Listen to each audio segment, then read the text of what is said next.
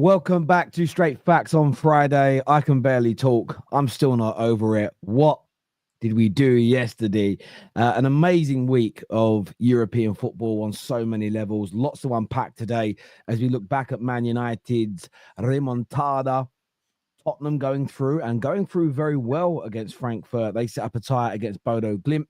Of course, Arsenal destroying over two legs the holders Real Madrid. Could Arsenal and Arteta become the next kings of the Champions League? Plus, we're talking Chelsea, who are through to their semi-final, but were beaten at home by a Wi-Fi password last night. And there's a lot of people calling for Maresca's head. So we're going to be delving into that, getting Don's views, Don's opinions on that, as well as you, the viewers. Do us a big favor and hit the like button. Make sure you're subscribing. Lawless is coming. He'll be here a little bit later. Don't worry, he'll be here for that Arsenal section. Don't worry about it. Yeah, I bet he turns up for that. But I want to start, Don. Last night, you won't remember 1999, and of course, this wasn't the Champions League final, but one of the greatest comebacks in our club's history. For me, I think it was the best comeback in a knockout game that we have ever had. How are you feeling sort of the morning after the night before? Bro, first of all, I'm not happy about it. You know what I mean? Like when I take away my football fan cap, I'm not happy about it because I was ready to cook these guys. I thought Lacazette after that penalty, that's it, game done. You know what I mean? But then you win your own penalty as well. Casemiro very good in the box because he got the assist for Kobe as well even. But that just kind of swung the momentum, bro. Because even Rio in commentary was saying before that, Terry, right? The crowd was quiet. It was quiet. But after you got that first penalty, it's like it just erupted. Yeah. Then I'm seeing Casemiro just playing the ball to Kobe. And honestly, bro, before the ball went in, I was like, oh, this guy's about to open up his body and just that Kobe trademark. That's like his little trademark finish, isn't it? That little open up the body, put it bottom bins, right? Did a similar thing. Talk about my boy Kobe. Talk about him, yeah. You know what I mean? Yeah, that was mad. That was mad. And then the limbs, I can't even lie, bro. Like, I don't like you lot in it, but the limbs were mad. Then I'm seeing Shaw straight after, yeah, lining up to that fucking GameCube at the back post, yeah. And it was Cass. Cass passed the ball to him as well. Cass. Oh, yeah, Casemiro. Yeah, Casemiro, you're right. Casemiro lining up back post. I'm like, oh my gosh. Before the ball went in, I actually said, oh no. I literally said, oh no. And Maguire just bottom bins, bro. That was a top header. You know what I mean? Because recently I was telling you lot backstage, his heading has not been good recently, bro. It's not been good. For a guy that's usually quite good in the air, his heading's not been that good. You know what I'm saying? But yeah, man, that was a mad comeback. For me personally, I don't think I've seen a better comeback than that. The facts of the matter is, right? It was what, 10 minutes to go in the game or something like that. There was 6 minutes left on the clock, and we needed 3 goals. You needed 3 goals, exactly. And then there was added time. Yeah. I do agree. I do agree with you. Like, listen, there's been some great comebacks. If I just think about English teams for a moment, because I remember them more. There's been some great comebacks. What Liverpool did against Barcelona, but they had 90 minutes to score. Yeah. Those goals, and I'll tell you why. I think there's a dichotomy in that and a difference. There was Liverpool versus Dortmund. I've seen a few Liverpool fans go, why are you celebrating it? Some shameless Liverpool fan, she tweeted me last night and was like, can't believe you're doing this for clicks. I'm like, I remember you Liverpool fans online 9 years ago when you come back against Dortmund having a party. It's so as soon as you see the bitterness, it's a good one. But that Dortmund comeback was amazing as an example. Of course, I'm going to segregate finals because I feel like finals are, I know they're still part of the knockout tournament, but I feel they're different from the knockout stage. Their own occasion kind of thing. Yeah. No, I agree. The only other one that's up there really for me from an English team perspective is Tottenham's, because I always put Tottenham's above Liverpool's Barcelona one. That one was mad. It was the last kick of the game, but similarly to this.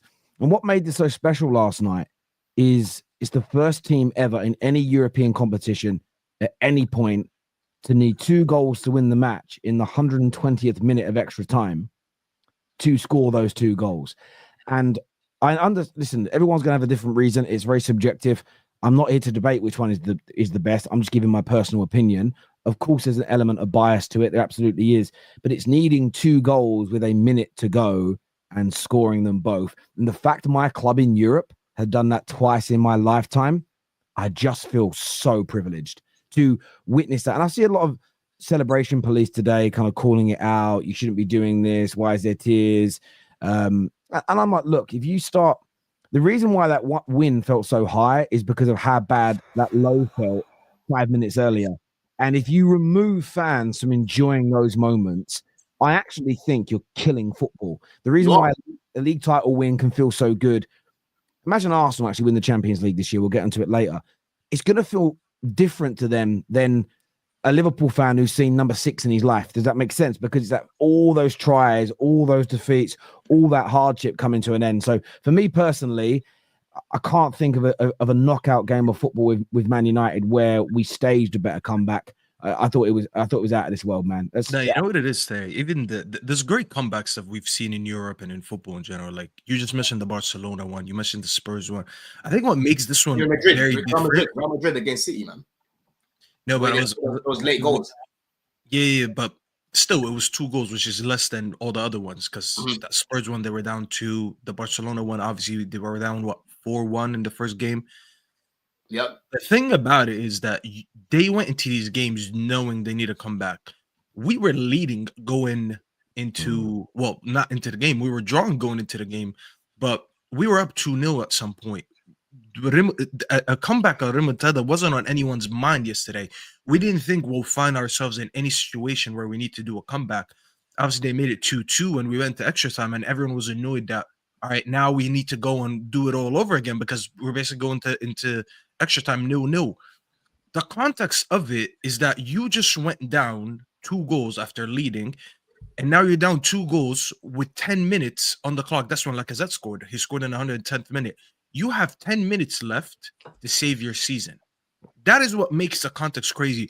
To know that, I mean, like if I'm a player and I'm on the pitch and I'm looking somewhere, looking for the clock, and I see that there's 10 minutes left, I need to save my season. I mean, that's insane clutch time. Like you didn't really have time to process it. It's not like we were even down 2 goals and then the second half of the extra time started and readjusted things. We were never down 2 until obviously Lacazette goal. So for that to happen in the context of extra time, and you have this amount of time to react, and you score in the manner that you did, and none of the goals made sense. Like I watched them again, the goals just don't make sense. Like nothing about this game was like, you didn't look at these goals and you're like, oh, they were very brilliantly tactically played. We just put everyone in the box, we won a penalty, and then Mainoo scored, and then Maguire scored. That's all we did. And it's just I don't watch NBA yet, but when I've seen like clips of like them last seconds, I don't know what you would call them, freeze or what you would call it, where it's like the last shot of the game, it goes in, they're winning. It happened with the Knicks last season. It was one of the craziest comebacks. The Knicks were in the playoffs against Philly. Crazy. It happened to me with both my teams. We were down 5 points, and there was like a few seconds left on the clock. Really, when it's a few seconds, anything over a minute, you know the game is done. And they had the ball. It was their possession. We took a steal from them, hit a 3, and then got the ball again, hit another 3, and won the game. That's what it felt like. And it's because it doesn't make sense. How did you get 2 possessions with a matter of seconds? That's what happened with United. How did United get 2 goals in a minute? It just didn't make sense. Honestly, that's the perfect way, bro. It felt like an NBA game at that point. It did. And the Olu here says like it's embarrassing because it was against 10 men. But this for me, I understand. I don't like the professional pundits doing it. I understand why there are many a rival that will be very bitter and very angry because you had to delete the drafts. You couldn't push the agendas you wanted to push.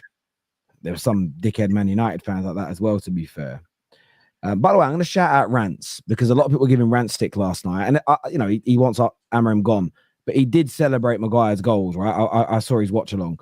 For me, what I thought was hilarious is certain Man United fans on Twitter last night, up until the Mainoo goal, were like, F this, F that, like paragraphs. We win in that way.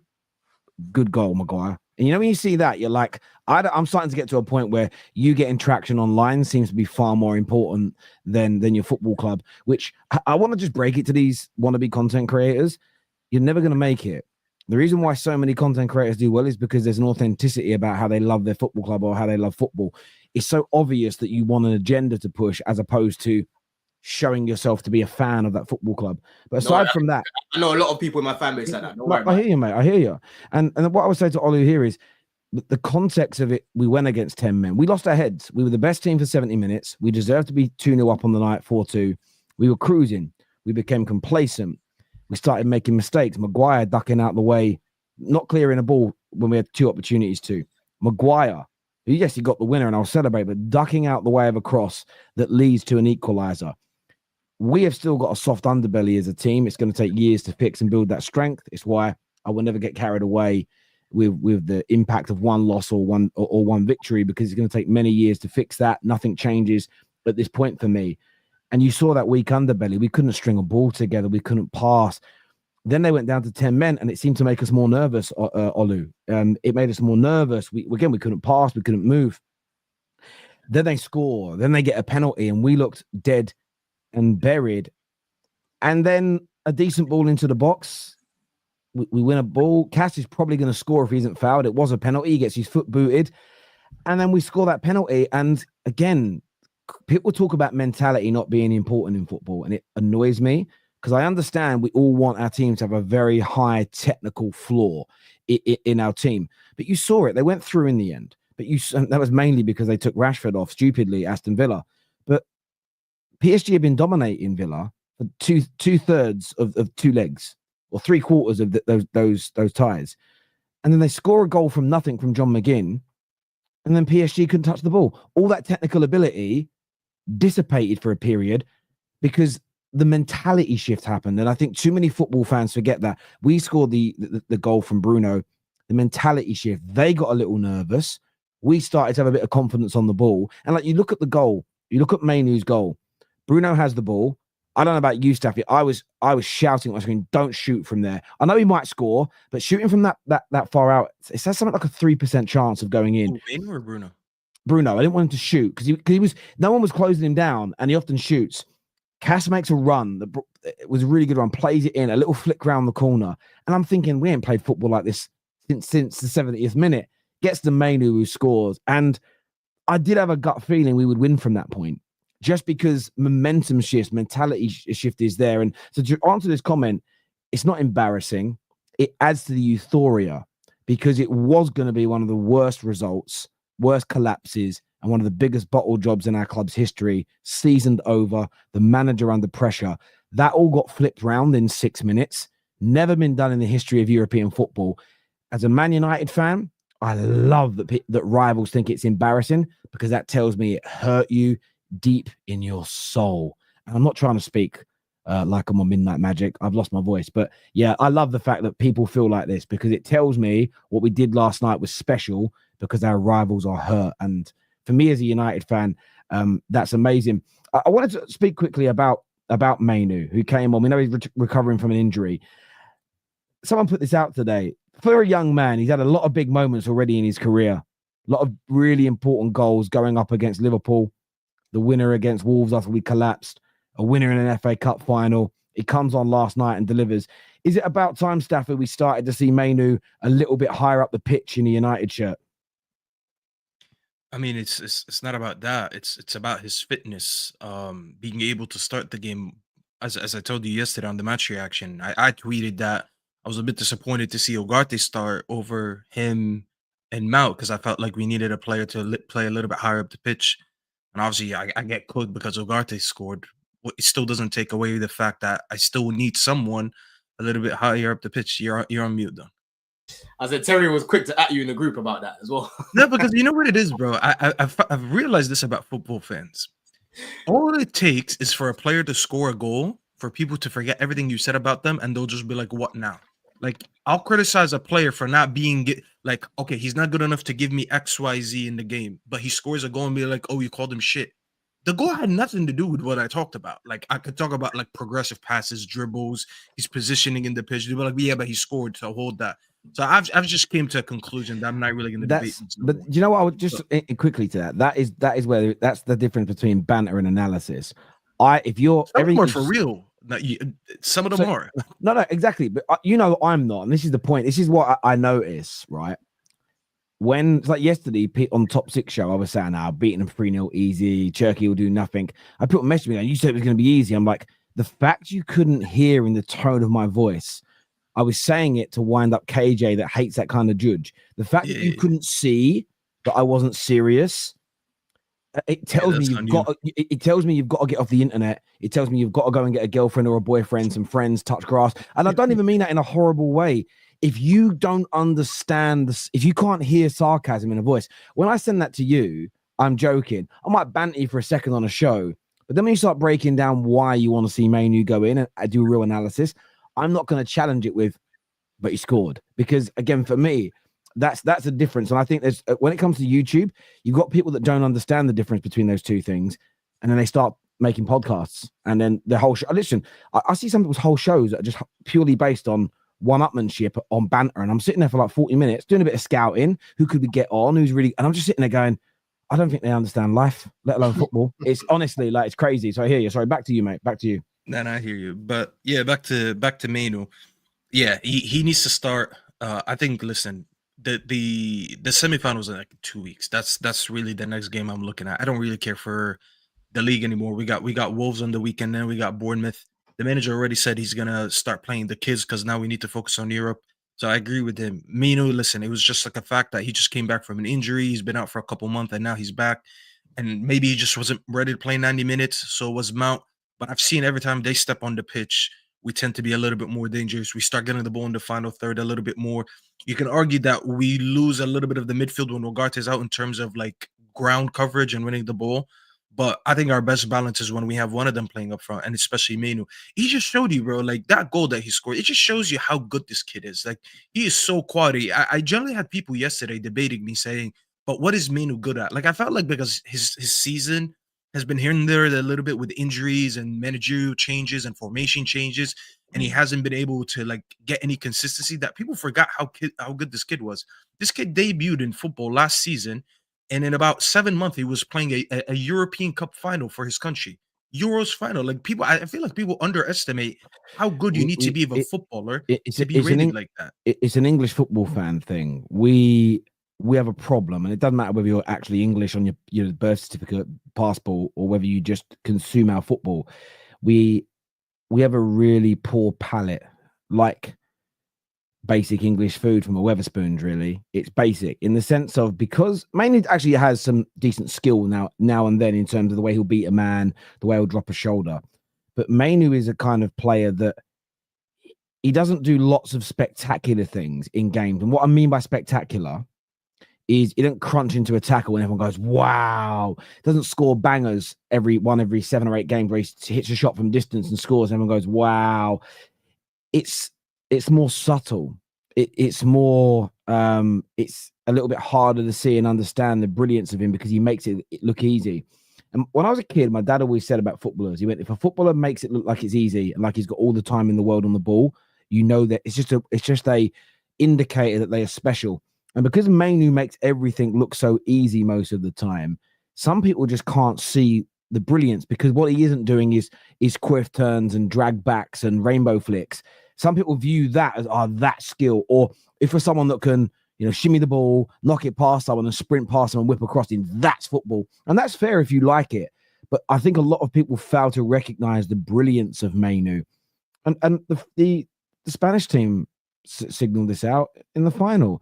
They had a plan to stop him. They had a plan. This is how we're going to nullify the player. And if we nullify Mainoo, we nullify England. The fact that he was at the end of his first debut season as an England player, and he was who the major plan was for to help stop England ticking, tells you everything you need to know. Who was next to him when that was the plan, man? Who was next to him? Yeah, the player that just got man of the match back-to-back games against Real Madrid. Him, yeah. Oh yeah, shit, man, shit. It's like a team sport, though, isn't it? Because if when Enzo Fernandez drops a stinker, that ain't Caicedo's fault, is it? No, I'm just going off of what you just said. You said they had a plan to stop Mainoo, not my man. But that's because there's different roles, isn't there? But no one's gonna stop. Don't do that. No one is gonna try to stop the guy who's more like. Listen, I want to say this about Rice because we're gonna talk about Arsenal eventually, anyways. His best attributes are a little bit off the ball. No one really goes into the game. Like, no one went into game saying, when I say that, I'm a hater, Staffy. No, don't say that. They're gonna come out. No, hold on. Conte was brilliant as an example. You've watched Conte for how long? Has anyone ever went to a Chelsea game saying, how do we stop Conte today? Because the things that he does, they're not really stoppable. You got to stop someone who's more on the ball. Those players who have much more physical presence than on a ball presence, you can't say, oh, but they're not going to stop him. Because why would you try to stop someone? you know he's going to be less on the ball than his counterpartner in Partey or Odegaard as an example in Arsenal. So you can't say that. That's so disingenuous. You know what you're doing. You're proving my point. Goes to Chelsea saying we want to stop Caicedo today, but we want to stop Palmer or Enzo. You know that. Like, come on, don't do that. You're proving my point for me, bro. You're proving my point for me. No, I'm not. You're disingenuous. No. Well, carry on. No, Kobe's just great, and look, it looks like he's going to sign a new deal at the club. I'll be very happy when that's done. Give him what he wants, bro. I've seen enough. Because the whole world will want to buy him. The whole world will want to buy him. You know that have that need midfielders like that. He has a technical ability to play for anybody. I want to see him more up the pitch, and I hope he does get a bit of game time in the next couple of weeks to build up that fitness ahead of which are now going to be massive semi-finals against Bilbao. The last time we went to their ground, they battered us. This is obviously many years. Yeah, I'll be honest with you. I went into that game thinking, well, we've just come down from the Champions League. I don't know much about Bilbao. I remember thinking this will be not easy, but I thought we'd do it. I was blown away by how good they were. I was blown away. I remember watching that. I went to the game at Old Trafford and was like, fucking hell, they're good. The away leg. But also, one thing I really remember about them, being up Lawless, one thing I remember about their fans, Ryan Giggs. No, it wasn't Ryan Giggs. Ryan Giggs come on as a sub, and the whole ground gave him a standing ovation. And that was another one of those little moments where I'm like, how many of your clubs, everyone watching, how many of your club's legends have come onto a football pitch as a sub and have been given a standing ovation by the home fans? That just, you can debate to the cows come home about impact and legacy and everything else. There's very few that have had that. And I remember feeling like that was special. And then Rooney scored an absolute wonder goal, and they fucking gave him a standing ovation as well. And I always thought to myself, fucking like this football club. They're proper gentlemen. They're genuinely proper. But maybe they wouldn't have done it if we were battering them. I don't know. But it was very good. But they were up. They were up like 5-2 on aggregate when Rooney scored. So I didn't. You say that. I mean, say that Man United won when Ronaldo scored a hat trick at Old Trafford. He got a standing ovation off the pitch, and when he scored his third goal, the Man United fans weren't cheering, but they were clapping him. Every now and then, when a player is that special and that unique and that iconic, fans do it. I remember Juve fans applauded the overhead kick that Ronaldo scored. They just were like, can't not clap it because it was ridiculous. And I think that's when you know you've got an extra special player or you're an extra special club, when you get that kind of, when West Ham turn up to places, they get bottles thrown at them. Do you know what I mean? So it's a difference here in. They fear us. That's what it is. You need weapons because you fear.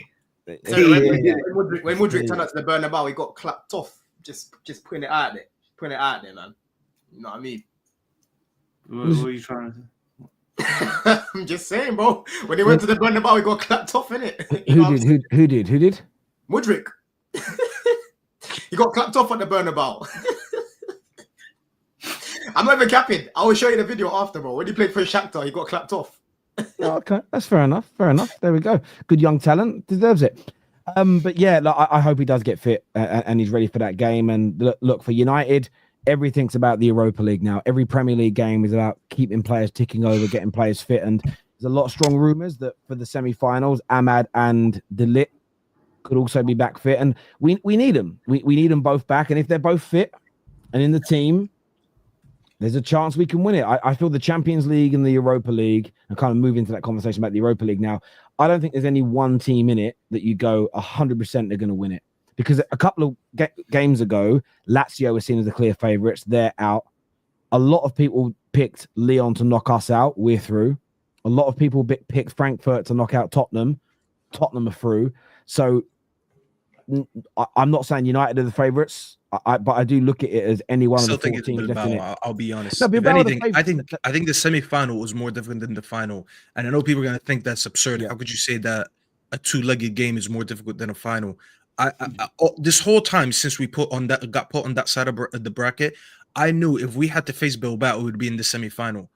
Bilbao will be playing next game in the semi-final in their home, knowing if they qualify from here, they're gonna get to see their own team in the Europa League final in their own stadium. Because reminder to people, the final is in Bilbao, so that crowd is gonna be up for it. The team is gonna be up for it. You don't really get a lot of chances to play a European Cup final in your own stadium. No, so I agree. In terms of technicality and the difficulty of the situation itself, it all, in my opinion, it all favors Athletic Bilbao. I'm still going to back my team. I hear you. I just want to specify what I meant when I said what I did. I agree with you that they're the favourites, but when I'm saying favourite, I don't think that it is. They're not clear. Like, oh clear, my god, no, yeah.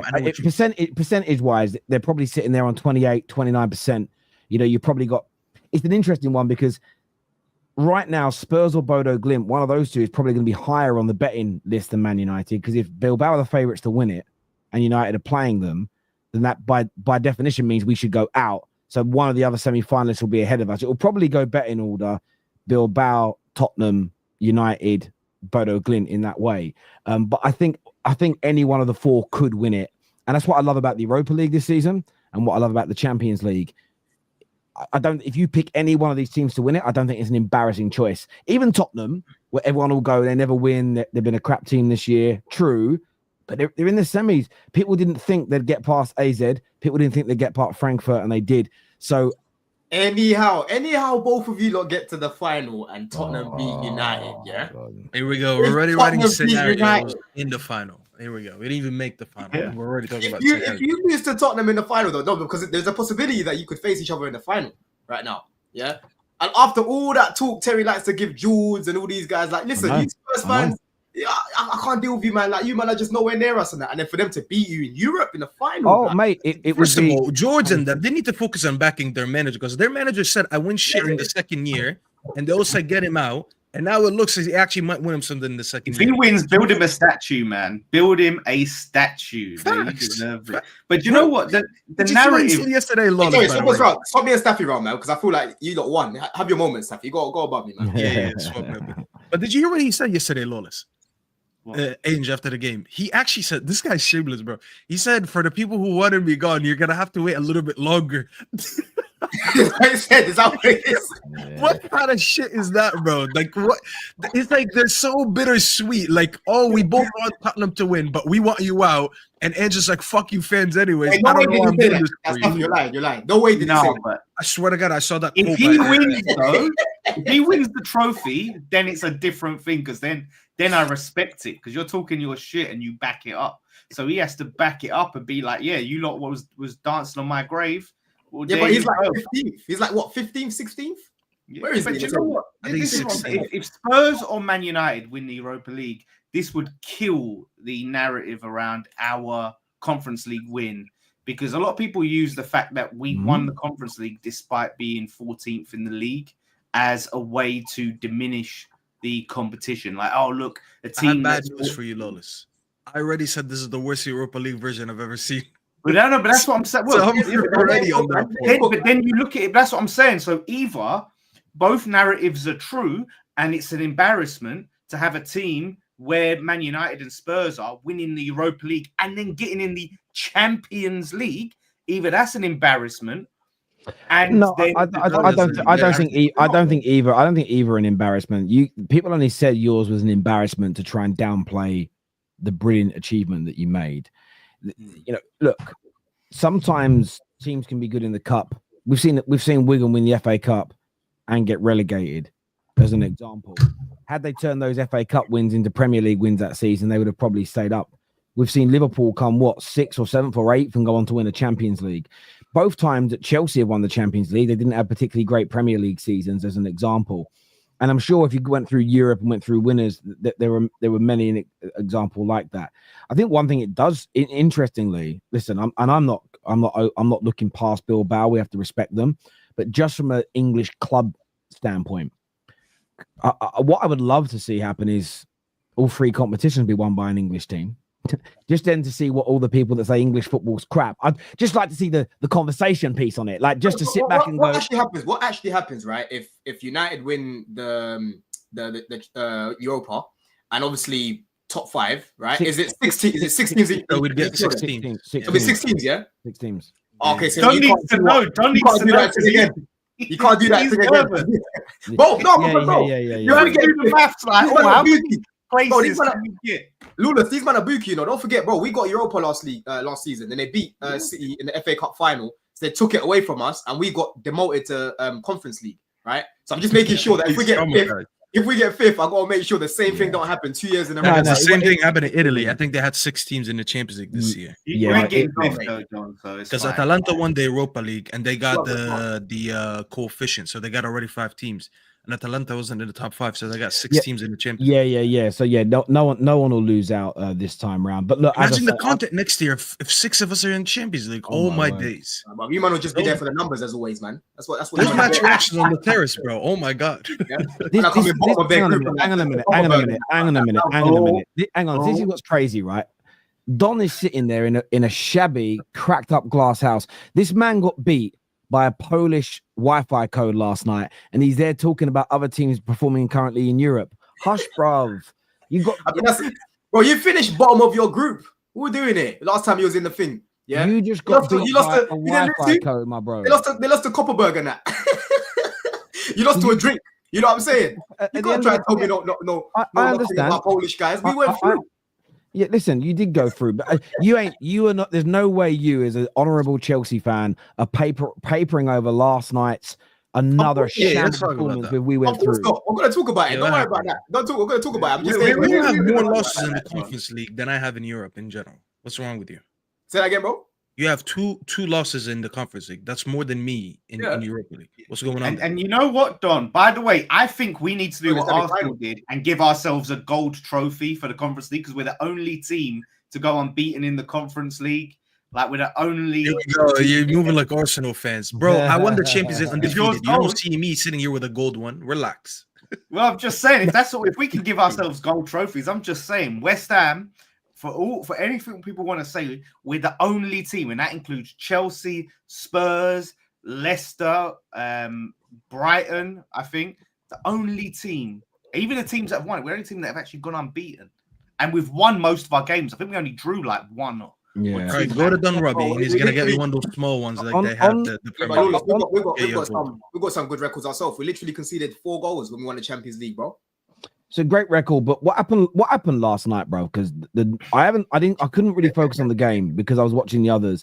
But the online discourse that I've seen since Don is a madness. Like people, there's one account. I'm gonna read out what he said actually. Right, civil war. It's a civil war right now. It's not safe on it is. But I saw this tweet, and this is someone who clearly doesn't call out managers. His name is Gus, right? He said, calling for managers to be sacked isn't done lightly. I hate the constant turnover of managers, but it only makes sense to keep faith with one if they show signs of progress and their methods are proven. Maresca offers neither.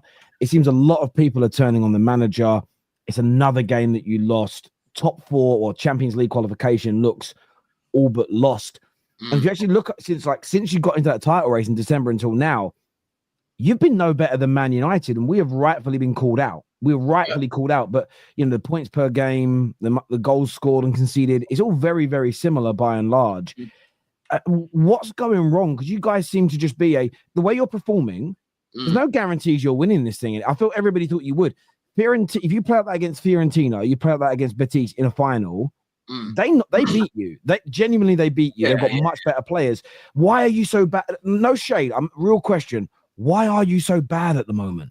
Yeah, bro, it's a mixture of things right now, man. I think last week we played them away. The first half we were shocking. I think the main thing for me actually in the first half was the fact that Nkunku was playing up top. As soon as George went up top, we scored 3 goals. You know what I mean? We were very clinical in front of goal, and we created some good chances. Whereas yesterday, I looked at a bunch of players, bro, that took their foot off the gas and we're 3-0 up already. These guys are some Polish team. They're 5th in their league. We're through already. We don't have to do much. I've seen a lot of players going through the motions. I'm seeing Jackson not really trying to get involved in the game. I'm seeing Palmer missing another big chance. You know what I mean? I'm seeing Nkunku missing another big chance. It was just a bit of a shambles, man. Jorgensen had his worst game of the season yesterday. He gave away a penalty, which was mad. The save for the penalty as well, Terry. I don't know if you've seen the replay on the save with the penalty, right?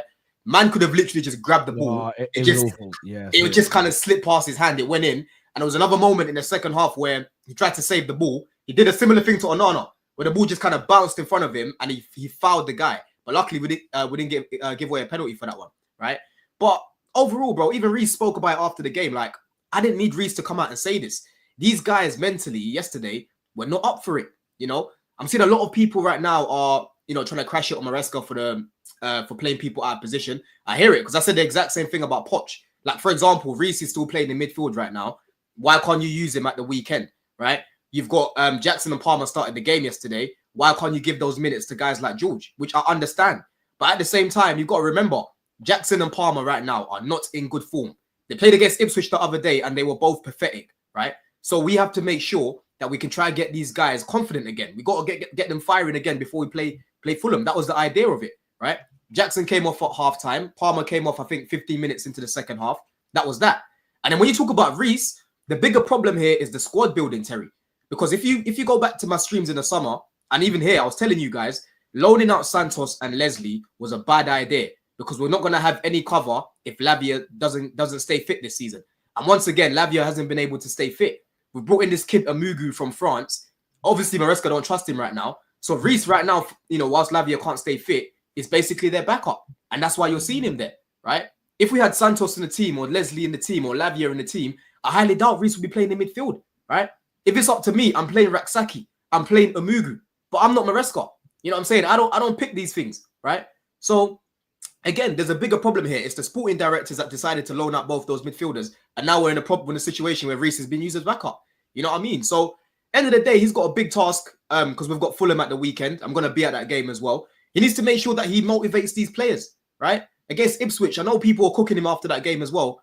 But, bro, 32 shots on goal, 4 big chances. We only scored 2 goals. It was pathetic, yeah? I'm seeing Cucurella again yesterday, Terry. We've got a left back that's got better box movement than our striker. Yeah? How embarrassing is that, bro? You know what I mean? He actually scored 2 goals yesterday. One of them was disallowed. And again, it was more box movement from him. Yeah? Sancho right now, another assist. He's actually been playing well the past few games. I can't lie. He got an assist yesterday. He scored when he came on the other day. He's actually doing quite well. Clearly, my man wants to stay in Kennington, bro, because he plays in London right now. You know what I'm saying? Yeah? So we need to make sure on Sunday we bounce back because the only thing that's going to save Maresca right now is performances. Do you honestly think you will bounce back though? Because I'm not confident. There's a super chat came through here. I know there's a lot of super chats waiting. We'll come to you soon. It says Chelsea better than United 6th versus 14th. Okay, well you didn't listen to what I said. You got into a title race in mid-December.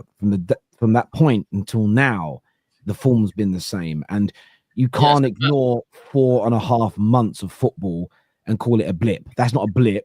That's more you've leveled out, if that makes sense. Like Man United right now are not in a blip. We're just not a very good team. It's going to take time to build us back up. So that's what I said. But there's been a handful of good performances in 4 months. And now you go away to a Fulham team that are playing very good football. I mean, if you perform like you did in your last 2 or 3 games, I mean, they could batter you. Like it could happen. But it could go 2 ways though, because we created very good chances against Ipswich, right? If we created similar level of chances and we're actually clinical, we can beat these teams. Yeah, mate, you're talking about and then when you talk about a team that's relegated, that's guaranteed to go down. Like I think that's what. Yeah, but it's not just. But Lawless, we didn't just create chances against Ipswich, bro. We've missed the most big chances this season. We have our finishing right now, our conversion, right, is relegation level. That's how bad it is. Only Leicester have a worse conversion than Chelsea in 2025, right? Which coincides with the big chances that we're missing. We're not shooting from outside the box every time, bro. I'm seeing man missing in the box, and I'm like, even against Ipswich last week, Jackson, bro. I don't know if you've seen the chance that he missed. That's bread and butter for any striker in this league, bro. That's bread and butter for any striker in this league. I watched the video. I even sent it to you, man, in the group chat. Jackson's last 20 shots. And it's just embarrassing. It's embarrassing. I keep telling you, look, this guy came to Europe in 2019. He did not have the development that even Mark Gill had for Barcelona. This guy played with Yamal. People want to laugh about Mark Gill or how the mighty have fallen. The mighty have fallen, but the reality is he is our player, right? Use him more often. I kept telling you guys, I want to see this guy play. I want to see this guy play. All of a sudden, he plays against West Ham. He helps us win the game. It's, I want to see Gill play now. But he gets injured. You know what I mean? I don't know why people act as if Jackson's fucking Isak where he can't be dropped. He's a squad player at best, bro. Yeah? Palmer, why can't Palmer be criticised? Why does everything always have to be Maresca? Yeah? Oh, it's because he's playing in the left half space. Well, why am I seeing him missing in the right half space as well? Right? Why is it the last 20 shots I've watched of my man, he's mainly getting the ball from a right position and he's running onto it and he's missing, bro. Yeah? But no, it's all Maresca. You know what I'm saying? I've blamed everyone this season, bro. I blamed the sporting director, I blamed Maresca, I blamed the players. What do you think's wrong with Palmer? Because it can't just be the manager's tactics. Because it's, as you say, I watch every Chelsea game as well.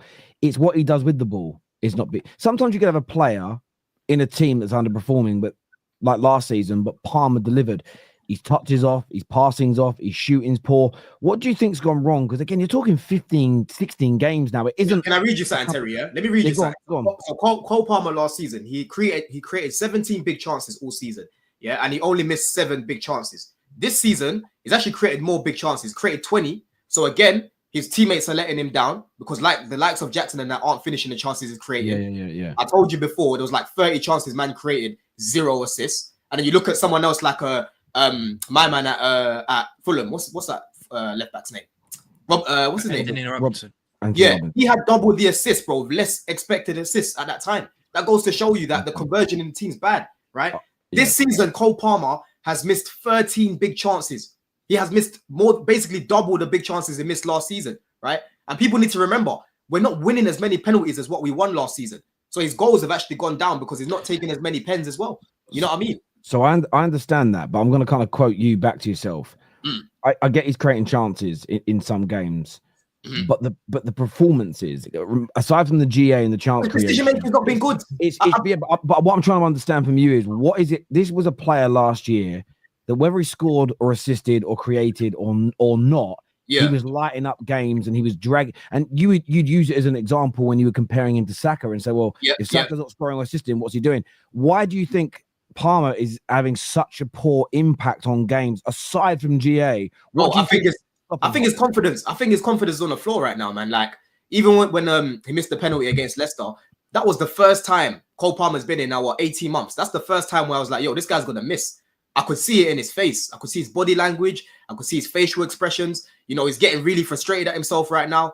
He's trying a little bit too hard at times. I honestly feel like once that 1 goal goes in or 2 goals go in or he starts to get more assists than that, he will lift up again. You know, confidence is a massive thing in football right now, man. Right now, you know, last season, everything he was touching was going in. This season, he's not getting the same luck.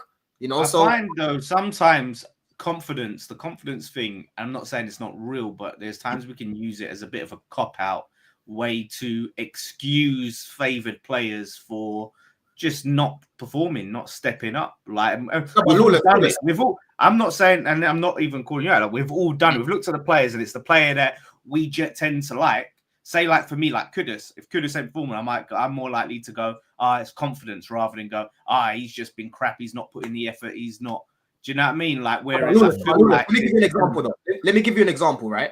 This season, we played Neto up top against Aston Villa. Yeah, he actually problem solved, and we played quite well in terms of creating chances. Better than what we did the week before against Brighton, right? Cole Palmer gets an opportunity to score against Martinez. Martinez came out. If you remember that chance that he had, Martinez came out.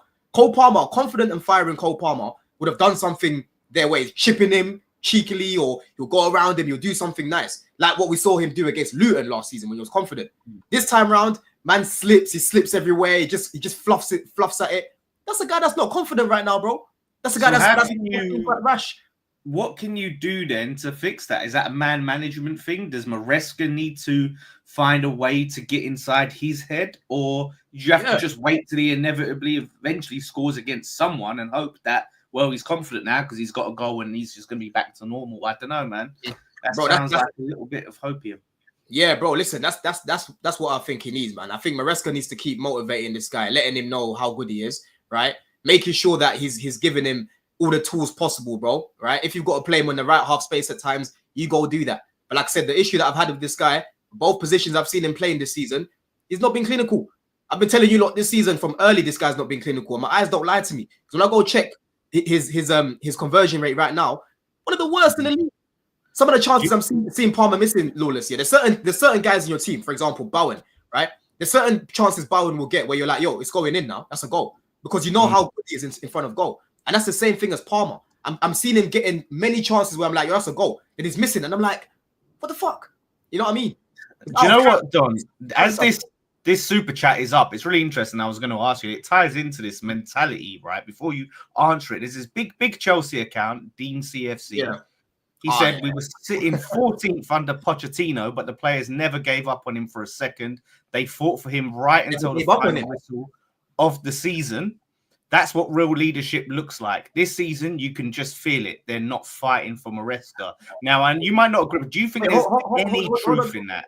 And bro, this is what I mean, though. If you're gonna criticize Maresca, bro, criticize him, but don't compare him to that bozo. Yeah, don't compare him to a guy that went to the Emirates and got smoked 5-0.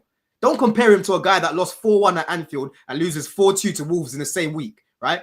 Don't compare him to a guy that kept conceding every fucking set piece where's that comment? I can't find it. You know this guy can't get over it. He can't get over Poch. I don't know what Poch has over him. You know what I mean? I don't know what Poch has over this guy, but he always talks about Poch. Yeah, 1 sec. I was going to put up on the screen. What time did he write the comment? I can't find it. No. I found it from a big Chelsea account. Oh, sorry. So I thought we were in a live chat. Yeah, we had Jackson last season that was running off the bench to celebrate with people, getting himself booked, right? And he's getting himself suspended. And you're telling me about leadership. That guy was a substitute teacher, bro. No one respected him like that. You know what I mean? So if you want to criticize Maresca, hold on. If you want to criticize Maresca's leadership, do that. But do not use Poch's leadership as a stick to beat him with. Do you feel like they're not fighting for him, though? Like I said, because he's not... He just doesn't have to. He's not instilling the mentality. He doesn't seem to have the players. He can't seem to get the players fighting for him when chips are down. There's holes in this team, bro. There's holes in this team, man. Because regardless of us not being on good form right now, I'm still seeing us creating more than enough good chances to be beating these teams. Yeah, more than enough good chances. We have a competent striker in our team right now. We're at least 10 points better off. Yeah. At least 10 points better off, even though he's doing certain things in terms of the mismanagement. You know what I mean? Even though certain men have been injured recently. Bro, the finish in the season has been pathetic. It's even been worse than last year. That's how bad it's been, bro. Jackson scored, 9 goals this season early on, yeah? Right now, bro, the guy's got 11 goal drought right now. And it's not like we're not creating for him. We're creating for him. You know what I mean? So let's actually hold these guys accountable again. People like to say to me, oh, you didn't have this energy for Poch. Bro, go back to last season. Yeah, even go back to the final when we played Liverpool. Jem and Ches were with me. They were trying to make excuses for Maresca, for Enzo Fernandez and Gusto. I said, bro, the way Poch has set the team up today is perfectly fine.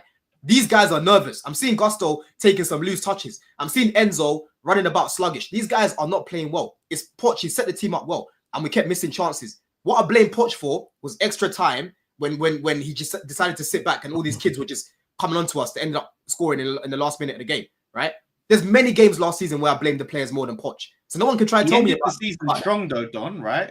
But the narrative last season, don't forget, these same people that are now sucking off Poch, they're the same people end of last season that were saying, oh, everyone's on the beach anyway. Everyone's on the beach anyway. These players are still shit. Yeah. Now it's Poch was starting to fix up. Let's not change things, people. I remember last summer, I was sitting here with Hannah, with Terry. I think Staffy was even in that stream. There were people calling for Poch's head in September. Yeah. In August, September, there was people saying, get Poch out of the club. And I was telling these guys, relax, give him a little bit more time. We've got guys injured. Let's just wait and see. Yeah. I waited till February to tell this guy, get the fuck out when we lost to Wolves. That same week, Lawless, we conceded 8 goals in the same week. Yeah. Jeez. You know what I'm saying? I see here on the super chat, it says Dean FC says using Chilwell as left wing is genius from Poch. Did he say that? Oh wow. No, that's the type of shit he'll say though. Because I didn't know. Like people were saying, I'm using like the worst account, but I didn't know this guy. Like I was trying to find this quote from Maresca, what he said about potentially getting sacked or getting out, and I come across that tweet, so I didn't know he's not a good account. D Garcia here says, so we pick and choose Chelsea results. I wonder if we can pick and choose United results. It's not about picking and choosing, because you were praised by myself and everybody else for that brilliant run from the beginning of the season. I think that's a Man United fan. Terry, I want you to put Danny's comment up as well. I want you to put Danny's comment. I will do. I was going to finish addressing this for a second, gents, and I will put Danny's comment up as well in 1 second. So it might be Man United. I wonder if we can pick and choose the results. No. We're not picking and choosing. We're talking about a distinction here. Why Chelsea were fantastic up until the middle of December, into a title race or the early stages, 1 win away from going top of the league. Why from that point have they beat nobody above them in the form table? Why are their best players in the attack looking poor? The fans are at war with each other over a manager. To ignore that whole conversation, to ignore the form that's been now going on for over 4 months, would be disingenuous and disrespectful to Chelsea fans. It's not about picking and choosing. It's asking why this and why after. I'll give an example about we don't do it with Man United. It's hard because of the comeback, because it becomes a real central figure. But we did speak about it last night, and we mentioned it today, and it will come up in previews to other games. Why were United so good for 70 minutes, and then did they collapse? Your super chat is like me saying, well, why are we focusing on the collapse and the importance of it when we were good for the first 70 minutes? It matters, doesn't it? In the context of a season, starting well and then collapsing is a conversation. It's not about picking and choosing, because I think what makes it worse is that you know that Chelsea can play better, can score goals, can beat teams. So it becomes a conversation. But I really appreciate the super chat. Thank you, D.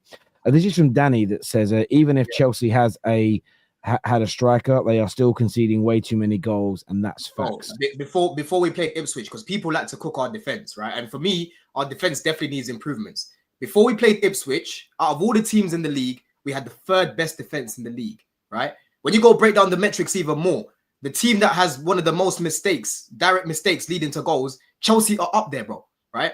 Our goalkeeper right now is top of the list, mistakes leading directly to goals. Chelsea are up there, bro. Structurally, our defending has improved. The problem that you've got is you've still got individuals in this team who are not good enough, right? Sanchez is not good enough. Yeah, you've got Chalobah. He's not good enough. Colwell, again, I keep saying, if it was up to me and Vega's still here, I'm playing Vega ahead of him. Badiashile was a better defender than Colwell, but you never know what Badiashile you're going to get. That's the problem that you've got, right? So even though people like to cook our defense, yes, it looks mad at times. It's not as bad as what people make it out to be, bro. How can you be the third best defense in the league, but your defense is horrible and whatnot? I think our defense is like a mid-table defense because we've got mid-table players at the back. That's just the facts of it. You know what I mean? Yeah, I hear that. Our attack right now, Terry, is worse than our defense. Our attack, like I said to you, is relegation level. That's what it is. I hear that. I've got a question for you, because obviously it's been another season that, from a league perspective, and I agree with what Ruben Amorim says, that winning trophies is important, but your league position is how you're really judged. And it's a season where you guys, unless your performances change, you're going to finish somewhere between 6th and 8th again. And I know Chelsea fans wanted a lot more. You tweeted this in 2023, where you said, shout out to Roman for selling the club to the right owners. Now, contextually, I know that was after you signed Enzo Fernandez, as an example, but you are someone who's called out the mistakes of Clearlake. Yep. But are you still fully behind, as you were in the summer yourself, and alongside the likes of Ches? Are you still fully behind what they're doing, what they're building towards, the salary cap, buying the young players? Are you still certain that you have the right owners and the right project at your football club? Bro, I'm very skeptical. Very skeptical. Even last summer, Ches was like really confident about certain things. I said, yo, Ches, we've got Dick and Dom upstairs, yeah? We've got the Cramp twins upstairs, bro. You got to be careful with certain things you're saying online. Just relax a little bit, bro. I hope they do these things, but let's see, right? And it's the same mentality this summer. We need to get over the line. That's the difference this summer. We can't be losing out on guys like Olise. We can't be losing out on guys like Osimhen this summer. Get the deals done, right? Because I don't want to be going into next season with the same narrative. Oh, we still haven't got a top striker. Oh, we brought in Delap, and now Delap game week 2, he hasn't scored a goal. Everyone wants him out. Yeah, Gokeres have got Arsenal have got Gokeres now. They're looking at Gokeres. Why didn't we go sign Gokeres? I don't want that shit no more, bro. Yeah, go get me 3 or 4 guys that are gonna come straight into the 11 and improve the team straight away. There's so many positions right now where guys are walking straight in. We can bring in a left winger that can start straight away right now. Any striker is starting ahead of Jackson right now. I'm starting Lawless in front of Jackson right now. Yeah, you've got centre back, bro. Bare guys are starting right centre back. Fofana can't stay fit. Yeah, even if you can get someone to start ahead of Levi Colwell, so be it, bro. Yeah. Anyone's starting ahead of Sanchez right now, right? There's so many things we can do this summer, bro. But like I said, I'm very, very skeptical because over the years or whatever, I've seen some of the decision making that they've made, and I've seen them struggle to get over the line with certain players. You know what I mean? I hear that you're skeptical on it now, and I understand it. Like I think you've got to remember you're at the end of the 3rd year of their plan, their rebuild, and I think that Chelsea fans should be expecting going into year 4 next season to be at a point where you should be challenging for a title. I don't think with the investment. I wanted to challenge this year. This year. No, I know you did. So that's what I'm saying. That's why I understand the skepticism is that you wanted to challenge this year and you started well and fell off. It does seem to it's getting to a point now where, if you get to this time next season and you're sitting 5th, 6th, the football's still like it is. I mean, does it come a point where fans have to do more to try and change, not the ownership because you can't do it, but the direction and the way they're operating? And that's what I'm saying, Terry. Like, I struggled to comprehend how Igbali was at the bridge last week. Because even there yesterday as well, yeah. How he was at the bridge last week against Ipswich, seeing Colwell ball watching for the goal, seeing Chalobah doing what he was doing at the back, seeing Jackson missing all these chances, and just sitting there saying, "Yeah, I don't want to fix this." I struggled to comprehend that, bro. Right? This summer is make or break. This summer will be make or break because you lot didn't know me when Roman was here in the final years, right? People think I'm just this positive guy. But when Roman was here the final years, I used to crash it, bro. Guys would think I'm the Chelsea League gunner. I'm telling you, bro. I used to crash it on this club. I've even got a tweet from 2021 talking about Roman saying, "Yo, he needs to fix this up. This is pathetic." Yeah, I hated that squad building. I hated that recruitment. I used to talk about it all the time. You know what I mean? So I'm telling you, bro, after this summer, things aren't fixed. You're going to see that Don come out, bro. I'm telling you, bro. I'm looking forward to it. The real Don Delusional, rest in peace. That's what it will be. Don Delusional is gone. And then it will be... I thought this was going to sound good in my head, and I didn't want to say it out loud. I was going to say No, it doesn't work. It doesn't work. I was going to say Undertaker, but trying to get... I was going to say Undertaker, but try and fit the word Don into it. In my head, it was working. I tried to say it out loud. And I was like, no, that didn't make sense. Brother, you haven't been able to finish your dinner since Kai Havertz beat City. Stop it. Nothing is going to change, Don. Chelsea is a bore-fest club now. Is what you can clearly see the holes in our team. You lot love to talk about how bad our defense is. You love to talk about how shit Cole is. You love to talk about how Jackson's not a good finisher, but we can't improve. It's boring. It's boring. You know we can improve. That's why you're saying this. This year, we'll go back. Some of these super chats are back on the previous conversation as well. But it says the funny thing is, every supporter seems to know the answer. Why aren't you pro managers or millionaire why aren't you pro managers or millionaires for betting? Yeah, but bro, we're not casuals though, man. A lot of us watch a lot of football. Yeah, and one thing about Chelsea fans as well, bro, you need to watch other teams, not just Chelsea fans. Yeah, not just Chelsea, sorry, because it will open your mind up a little bit more. You think it's only us, yeah, that have to be patient against low blocks. You think Man City and that don't have the same problems when they're facing low blocks and they've got to score first. You know what I'm saying? They think it's just ping pong football every time. It don't work like that. Yeah, I hear that. This is Don. You're a fraud, man. You said Chelsea had a better squad than Arsenal and Liverpool. Admit Chelsea ain't as good as you made out. So many excuses. Bro, listen, I've already said, yeah, that I should have been specific at the time. Yeah, I still stand by what I said in terms of the depth.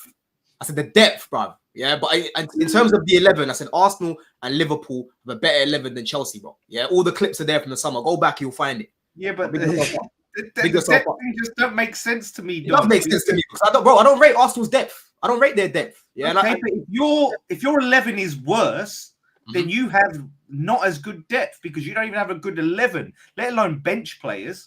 Bro, the start of the season wasn't narrative about our depth. What was the narrative about our depth start of the season, Lawless? What was the narrative? Because all I used to hear was I would take this guy from Chelsea. I'll take that guy from Chelsea. You know what I mean? That's what I used to hear. But anyway, our squad's been weakened now. Anyway, our squad's been weakened. We've got no Felix. We've got no Vega.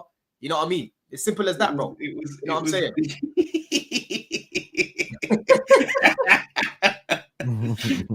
Go on, Don will never. I'm criticized, bro. The thing that's so funny as well. I've got this CB brother trying to at me and that. Yeah, me and CB have said the exact same things about Maresca and how he didn't use the squad to the best of his ability. Right?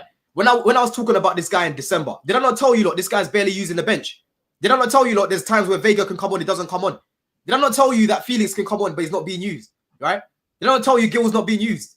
So we barely even seen our squad like that for me to really, really judge it. You know what I mean? Yeah, right. But okay, so you've never seen your squad like that to really judge it, but you made the judgment that it was better than Arsenal and Liverpool's. They've seen their squad a lot over the season, bro. Especially Gooners, because they've had a lot of injuries in that. Yeah, you know they've had to use their squad because of injuries, and it's ahead of yours, and it's in a Champions League semi-final. Yeah, bro, they've got a better defense. They've got a better defense than us. You know what I'm saying? They've got a better defense, right? They've got a better attack by and large, especially in the Champions League.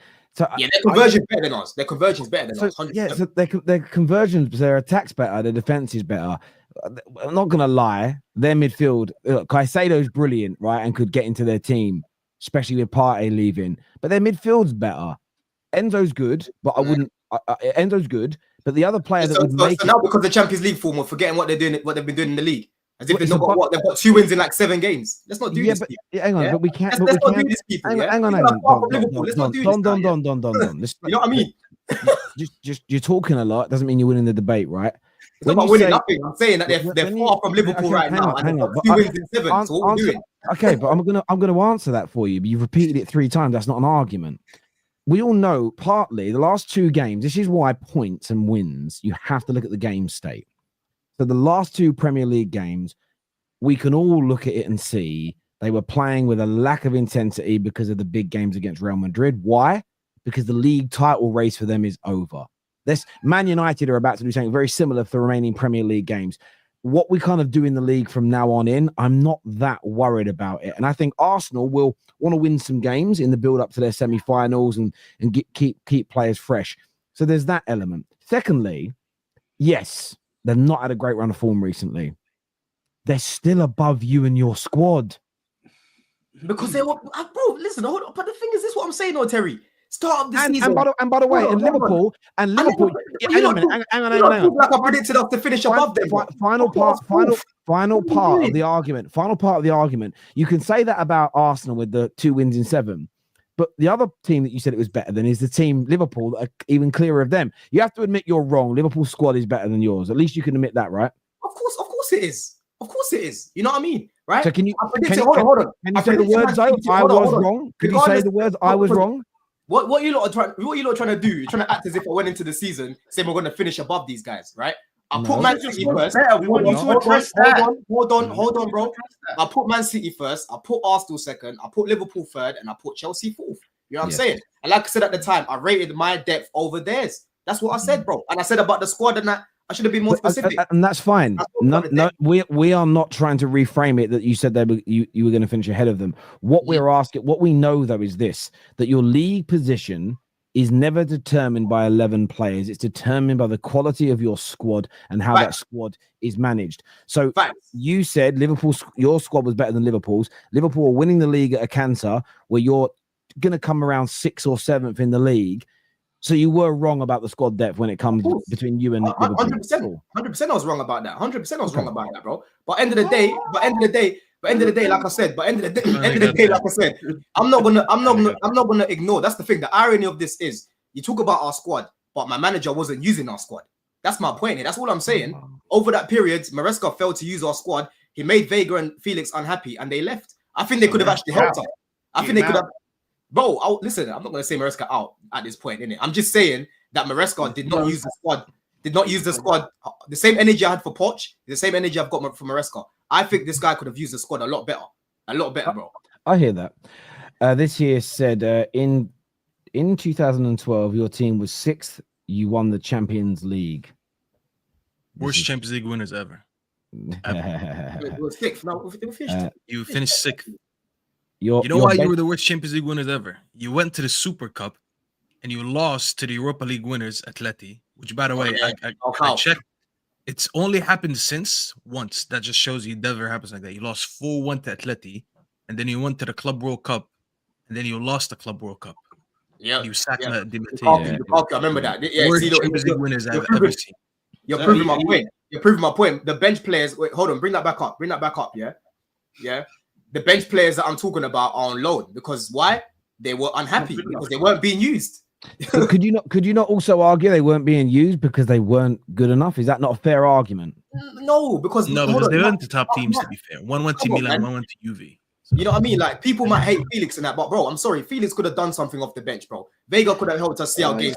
I'm even starting Vega. Hold on, Terry. I'm even starting team this year.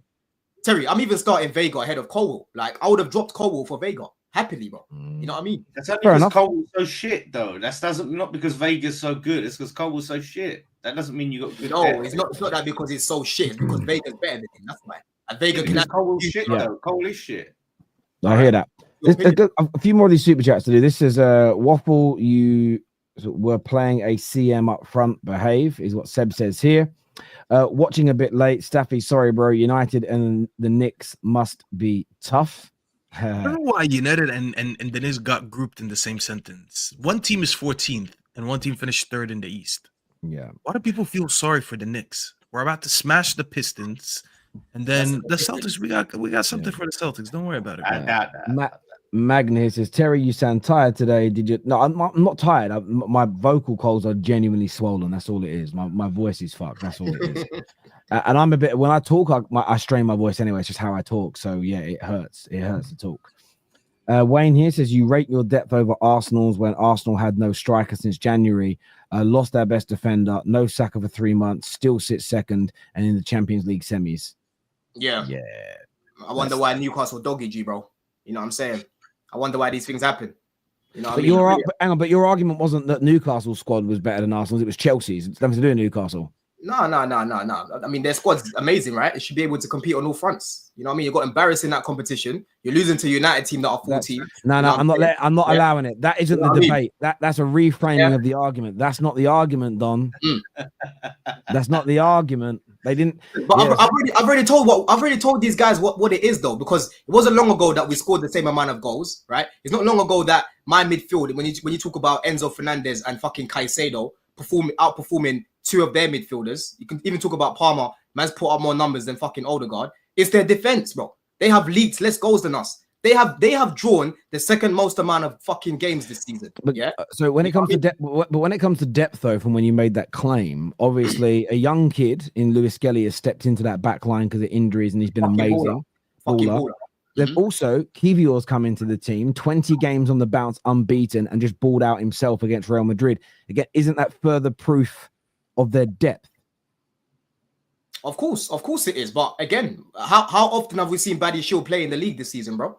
Right? He starts Cole every game. He'll start Cole every game. But again, You know what I mean? I think the argument is it's because he's not good enough. Though he ain't getting in the team. No, but Terry, look at Cole Palmer though. What's his name? Pep didn't want to play Cole Palmer. Doesn't mean that Cole Palmer is a bad player. Yes, but that's no. Hold on. No. Let me finish what I'm saying. False analogy. False equivalent. It's not a false analogy. Football's a game of opinions. Football's a game of opinions, bro. Just because a manager doesn't rate a certain player doesn't mean actually rate them. So I'll tell you this, right? This is why it's a false equivalence, and you're right. Everyone's entitled to an opinion, but it is a wrong opinion because opinions can be wrong. You cannot compare. An opinion can be wrong. If your opinion is you don't need oxygen to live, you're wrong, right? There are objective facts that you can't get away from. The point is this: you can't compare Chelsea's squad that allows Palmer to play. Palmer's brilliant. To 2 years ago, how good that squad at City was. Palmer couldn't break through. Doesn't mean he wasn't rated by Pep. Doesn't mean he's a bad. It also doesn't mean he wasn't a bad player. But the ceiling to get the floor, let alone the ceiling, the floor to get into that City team was higher than your club's ceiling at the time. So it's a false equivalence. No, but hold on, sorry. But even going into the season where Palmer left, Palmer played against Arsenal in the Carabao Cup final. He scored a clutch goal, right? He's played in there. I think it was their Super Cup final as well. He scored a header, right? He's still not getting a look in, bro. He still was not getting a look in into the team, right? So clearly Pep didn't really fuck with my man like that. You know what I'm trying to say? And that's the better the point example to use, Don. The better example to use is Ten Hag with Ahmad as an example. We all know Ahmad was good. There we go. But again, I wouldn't disagree that some managers don't play players that should be in the team. What I'm saying about Don's argument is his argument is still their depth is better. But for all the players that he puts into that depth category, they're getting loaned out and not getting played. I'm not going to have it that every single one of those players is that anomaly example that Ahmad was at Manchester United. It's very rare that there's a really good player at a club who doesn't get onto a pitch. The Ahmad situation doesn't happen at loads of clubs at the same time. What I would say is rare is for Chelsea right now to have 5 or 6 situations like that Ahmad thing. If it was one player that everyone thought was amazing who just wasn't getting on the pitch, I could buy it. But 3, 4, 5, 6... It's brother. But the thing is, Lawless chance finding a leprechaun. You got more chance finding a leprechaun. But Lawless literally just said, he thinks Cole will shit, and a lot of people like to cook Cole, right? Why can't Vega play ahead of him, bro? Why can't you give Badishu a little bit of a run in the team? You know what I mean? That's on the manager. That's on the manager. I hear that. Ange 2.0 at Chelsea. New manager bounce back to 7th. Man United sold Anthony. He's doing well away. We loaned him, to be fair. But he's loaned him. But yeah, he's doing well away. And look, sometimes players don't fit a certain club and a certain system. That's also very, very true. One thing I wouldn't do, I don't believe in it. I'm not going to treat every Chelsea player some players that they sign are not going to be bad. They just won't fit Chelsea or the Premier League. They'll go elsewhere and be good. But again, Anthony could leave England, become the best player in the world and win a Ballon d'Or. Doesn't mean that when he was in the Man United team, he wasn't poor, because we saw that. Don should be a fit for the Prem. I don't think.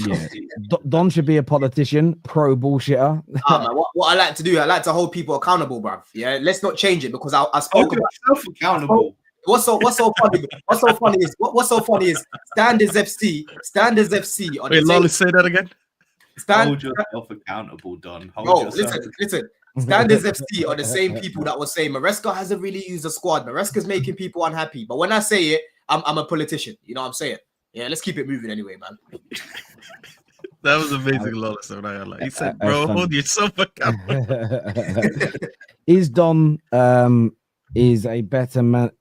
So Don is a better manager than Maresca. Bro, I'm not.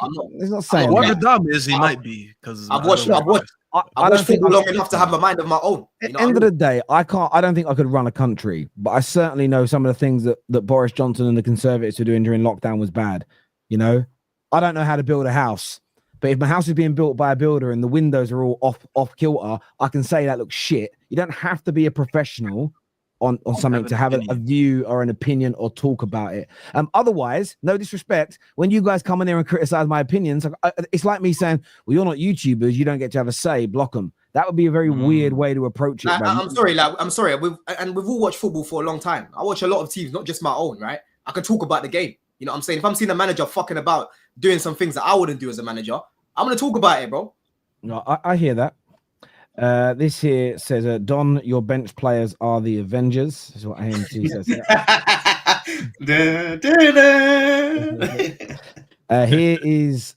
Here is 50 Norwegian monies just for saying a great channel. Keep it up. Great job as always. Thank you, bro. I appreciate it as ever. And big up yourselves in Norway. Let me even convert that. Convert 50 NOK. Yeah. 50 NOK. What's the currency in Norway anyways? Because he's saying Norwegian money. I tell you, that's gonna buy you a local steak slice in Greg's, bro. It's £3.60. Listen, man, I appreciate the donation. Thank you. And by the way, when Chelsea were losing last night, I was hoping for a comeback, because it was, speaking of Norway, it was giving me flashbacks to my childhood when I was there. I was there in Stamford Bridge because my cousin got me tickets. You're going to say Norway. I was going to say, damn, you grew up in Norway. No, my cousin played professional football out there for Viking Stefana and knocked Chelsea out of the 20 years ago, knocked Chelsea out of the UEFA Cup by scoring a goal against them. And they were a minnow Viking, and they shouldn't have even, they're up against Chelsea. It was pre-Roman Chelsea, but it was still very good Chelsea when you go back and look at that team. Desai and co were there. And my cousin knocked them out with a goal. And I was just getting, it was nice and nostalgic. I was like, oh, go on, another minnow, do them. Go on, please. It'd be great. So big up yourself. Yeah, my cousin played in Norway for about 7 or 8 years. He's my cousin Ben. His agent was John Arnarisa's mum. She was a big agent in Norway. Yeah. And left foot, mad thing. Yeah, mate. He had a serious. He broke one of your players' foot, innit? Was it your player? Yeah. I think he did. He took a shot. One of our. I can't remember who it was. Someone blocked the shot and it broke. Someone Google it. Who's watching? John Arnarisa. A player blocked the shot and it broke. I think it broke his ankle or fractured an ankle. I'm sure that was against United, bro. I think it would have been. Our depth CB just locked up Mbappe, you muppet.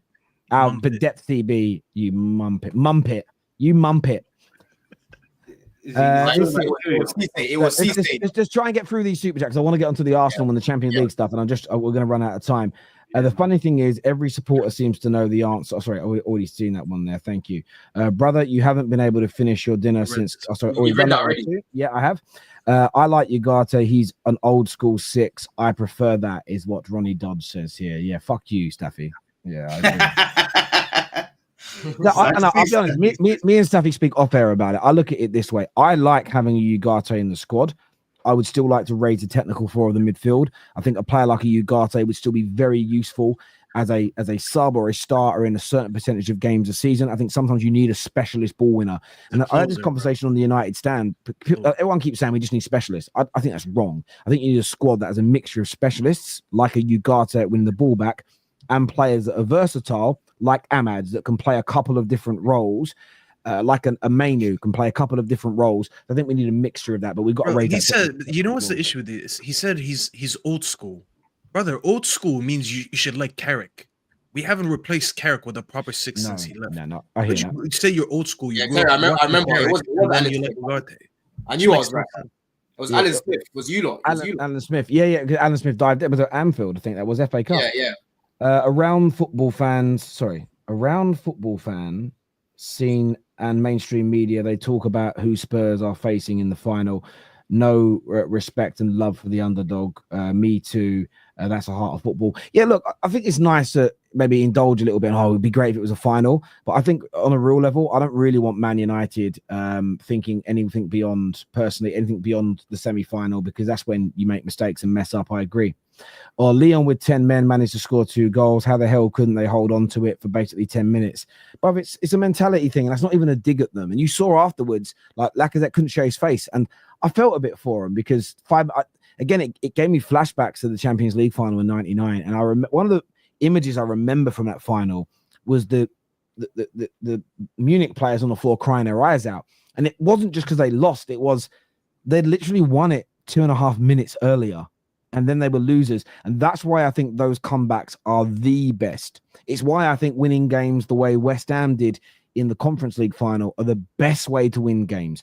As much as from a heart perspective, I'd love to win 5-0 last night, a goal every 15, 16 minutes, kill the game off. But to win it the way you did, there's no better feeling, which is why I think they're the best ways to win games. You know, if I ask you now, Dan, you could have won 2-0, goal in the first minute, goal just before half time, you see it at 2-0, or Bowen last minute winner. Which one would you pick?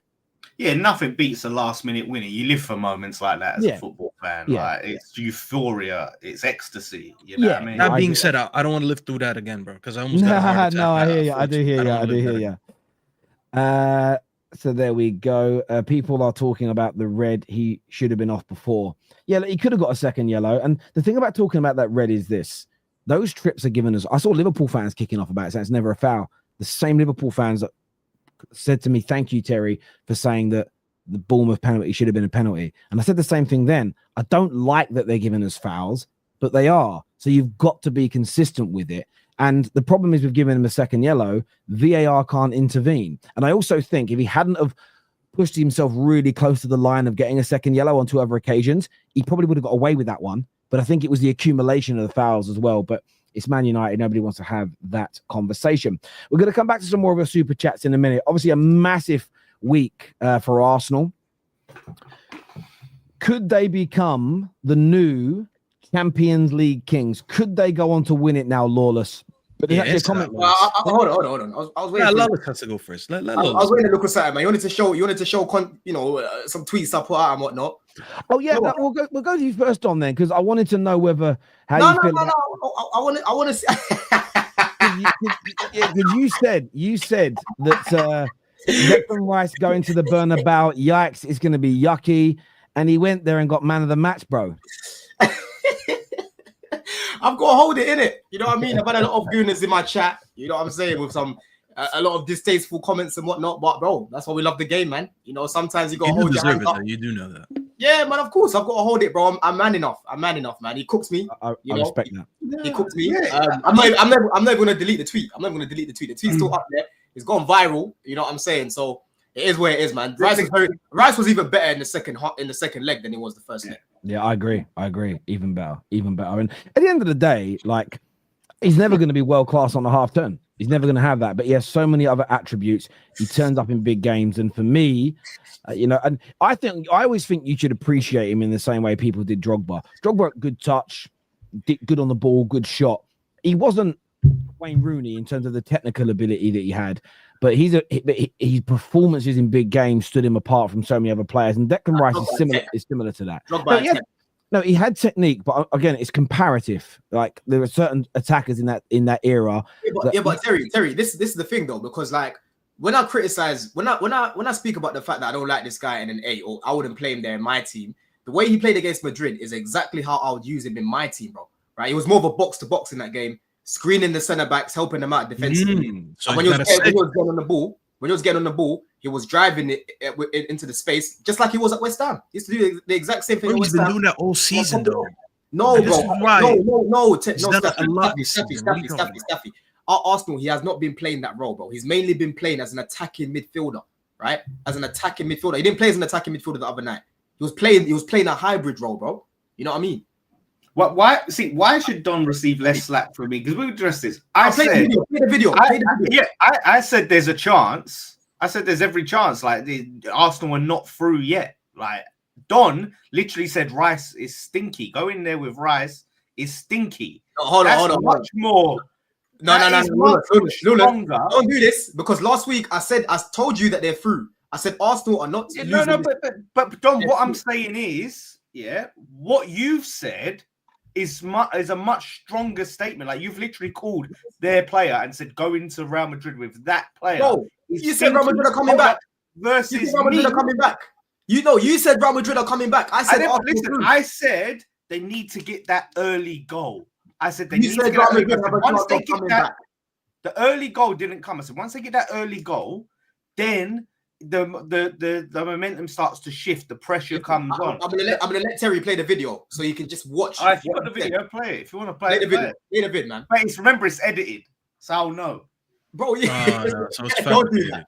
Don't do that. An Arsenal fan said Arsenal reaching the Champions League semi-final is 10 times more than winning the Conference League, as if they've reached the semi-final already, as if the game's won. This is Real Madrid, my friend. This is normal settings for them. Do you think Arsenal fans counting their chickens before they've hatched? Do you think there's a chance here that Real Madrid come back on Wednesday night then? There's every chance because we've seen them do it before now. I expect Arsenal to play a little bit more reserved, maybe park the bus and frustrate Real Madrid. But honestly, once they get that first goal, and the earlier that comes, better. I don't know that it's once they get that first goal, every chance. The language is supporting it. Just flows for them. They'll start to crumble. Arsenal. The pressure will get on, and then the second goal comes. Like if any Arsenal fan can sit there and say, "Yeah, this is going to be cruise control. Like we're done, we're through," then speak up because listen.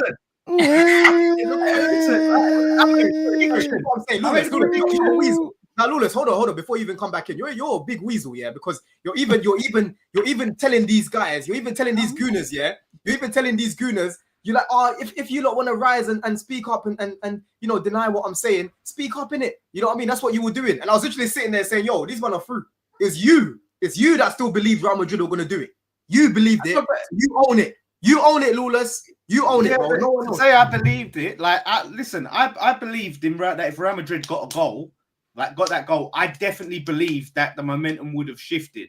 Who knows if they got awarded that penalty? Who knows how the game would have changed? Yeah, but for me, it's fine. I made a prediction and I got it wrong. I thought, do you know what? They get a goal. They didn't get the goal. Arsenal defended well, and do you know what the funny thing is? Great, like clip it up, like come for it. Arsenal fans, it's your right to have fun with it, to say, you was wrong. Enjoy it. But you know what? And this goes on Don, right? The people that are angry and upset about it, because there's a lot of fans that are angry and upset, especially after the fact that I made a prediction against their club. You're a bitch. Like, you're actually a bitch if you get upset and angry about a prediction. Because if you're sitting there and you're making personal attacks about someone, you're angry and upset. And you're angry and upset about some random guy on the internet going, I think Real Madrid could come back. I think it could happen. How dare you, you bold fucking prick.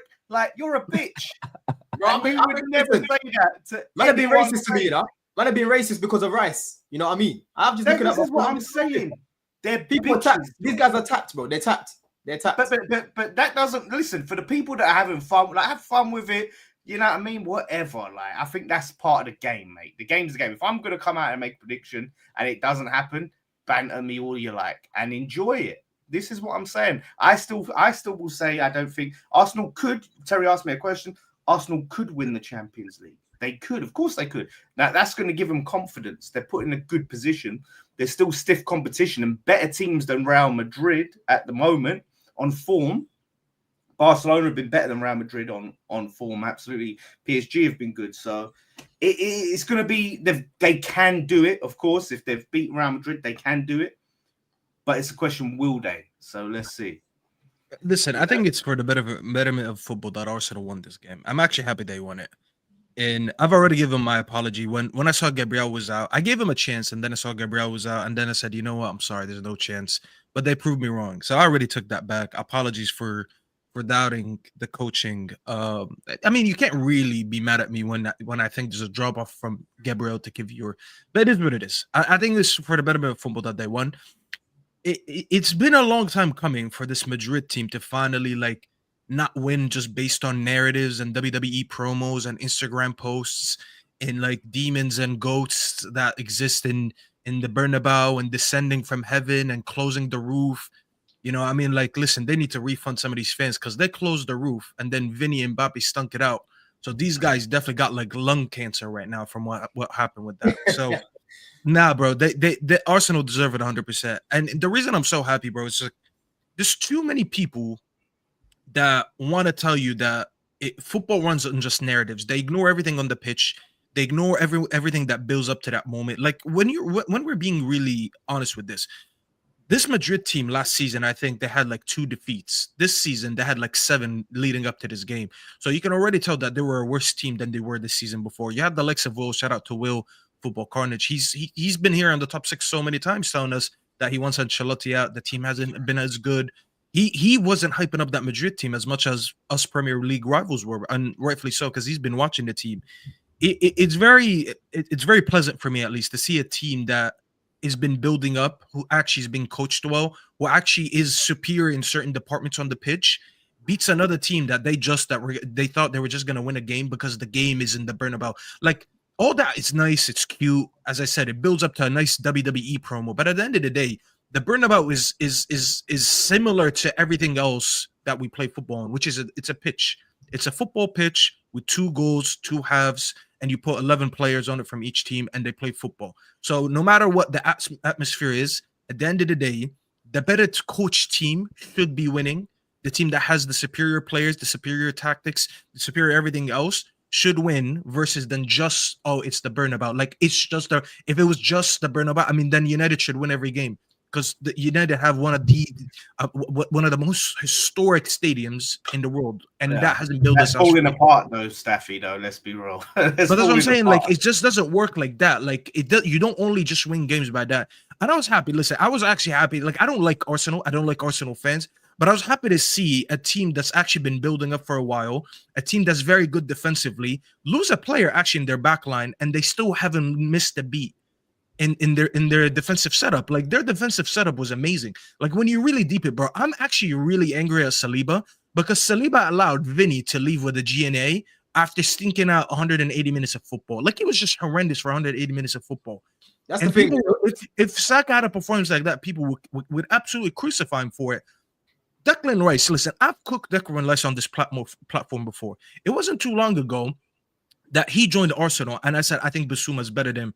And I think at the time, it was an argument because I think Bissouma going to Spurs from Brighton actually showed me more than when I thought Rice showed me in West Ham. And I said, he's going to have to show me that he can go from a defensive team to playing in a team that tries to dominate the ball, and he has to be proactive rather than be reactive and be a second DM.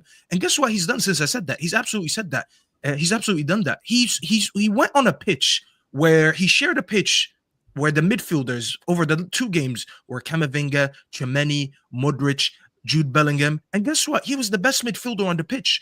If we're going to sit here and still try to criticize him and talk all this shit about him, then I'm sorry. What are we even doing here? He left with 2 man-of-the-match performances. The guy was an absolute monster on and off the ball. He was chipping in with goals. Yes, people said it was like a bit of a fluke. It is a fluke at the end of the day. You don't score 2 free kicks when you've never scored free kicks, especially in the same game. But everything else, he was all over that Real Madrid midfield over the other game. His ball carrying is amazing. Everything he's done, his leadership, let alone his leadership, by the way. And when people were criticizing Odegaard, it's a good thing that you have another captain without the armband. It was Rice. This Arsenal team, I'm not gonna lie, they earned so much respect from me because I'm someone who's very critical of teams, and I kind of like, I get hated sometimes for some of my takes. But I give flowers when it's due. And when you go to the Bernabeu, when I honestly thought they were the better team anyways going into that game. But the manner of that, how they handled Real Madrid over 2 games, the humiliation that they gave Madrid. You had Carvalho trying to fight Saka at halftime because he was like, don't try a Panenka in the Bernabeu. That's how rattled you had a 15-time champion.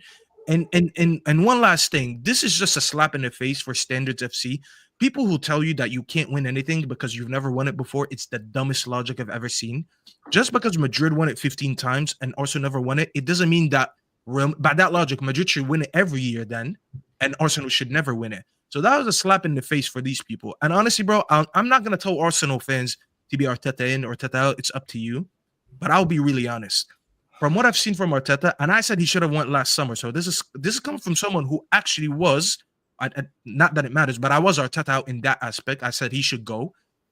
If you still need this guy to win a Champions League to justify and for you to back him, I'm not going to lie. That's craziness. Football was never about backing a manager only when he wins.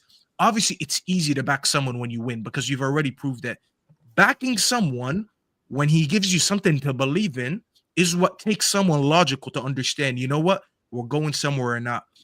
No matter where Arsenal finish this season in the Champions League, I think this manager should be back next season, no matter what. He's doing this with Merino as a striker. He's doing this with injuries. He's doing that with a half-fit Saka. Massive respect, bro. Can I say on that as well? I understand the want for your team to win trophies and get over the line, and I think it's an important thing to ask for. At the same time, let's just forget for a moment the statement and look at the wider arguments that people make. I know a lot of Arsenal fans that come on the terrace, people in the chat, and fair play to them that are like, no, we have to win. But you look at all the other predictions surrounding this manager as well. And this is why I think it's really hard to just be polarized on that. And one of the things I was saying to KJ the other day, if I just remove myself as a Man United fan and think purely from a content creator perspective, I actually want Arsenal to win the Champions League. The biggest reason being, on a real level, this is I'm not a Man United fan right now. As a content creator, is I am so bored of the Arteta in, Arteta out debate. And it always rears its head, wins 5 games on the bounce, Arteta out as are in the mud, and Arteta in is like, oh, we told you. He then has a bad game, Arteta outers are loving life, Arteta inners are in the mud. But it's been the same argument and the same conversation with the same tired, stupid debates for 5 years.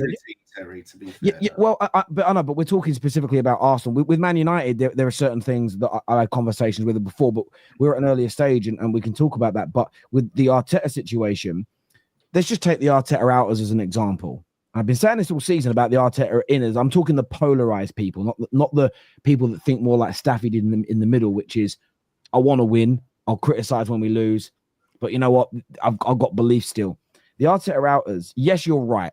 That since the FA Cup, he's not won you a major trophy, and you're stating that he won't. But look at all the other predictions they've made as well.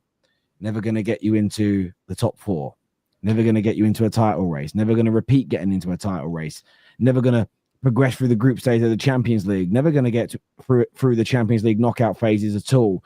Definitely not going to be able to beat a team like Real Madrid, as an example. So this is why when you look at the big statement, which is, if, for instance, you would take it away from football, you know, if somebody tells you, makes a statement and you go, well, I think that's true, so I'm going to stand behind this person. They're a politician and they've got a policy that you go, yeah, I'm going to vote for this guy because I love that policy. But then you look at all the other things they say and do, they're shit or wrong.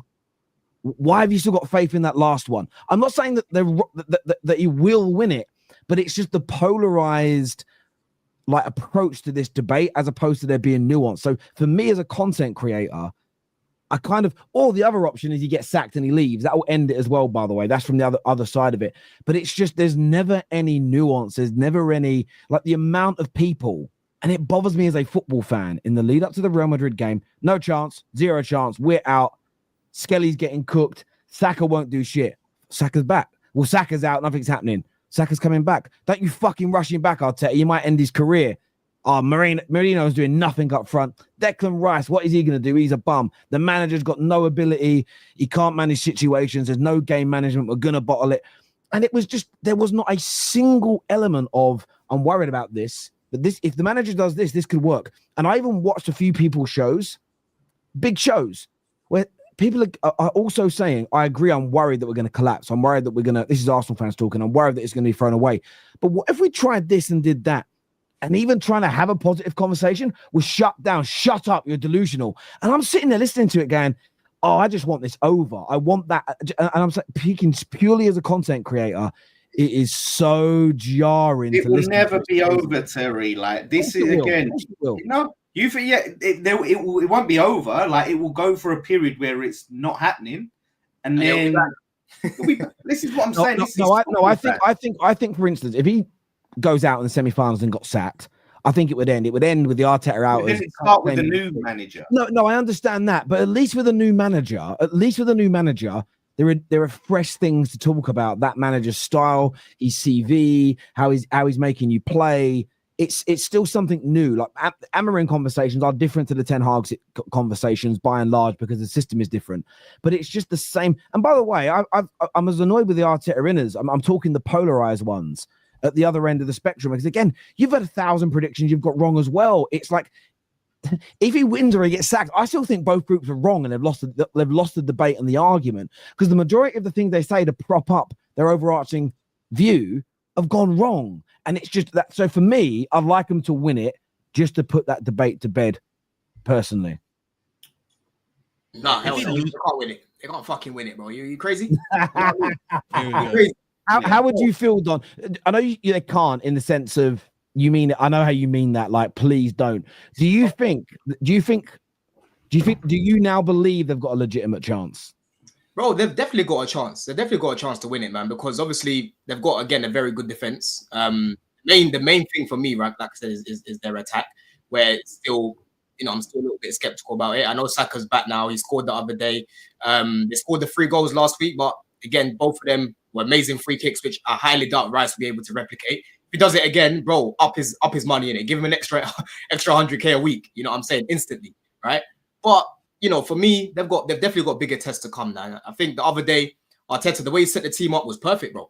Have Rice screening again, like I said, going into that advanced position when they've got the ball, and then countering them. That's exactly how they won that game. I think Madrid were very, very poor for me. I know Arsenal were good defensively, like Saliba and Kivio in the box. Every header that was coming in, they were just dealing with it. But when I was talking to you lot in the group chat at halftime, I said, bro, this is aggravating watching it, because it's very similar to what Chelsea do, right? They just kept whipping in the ball, and they've got 0 box presence in there. You ain't got a striker. You're just wasting your time, because Saliba and Kivio, that's a picnic, bro, if you're going to keep doing that against them. You know what I'm trying to say?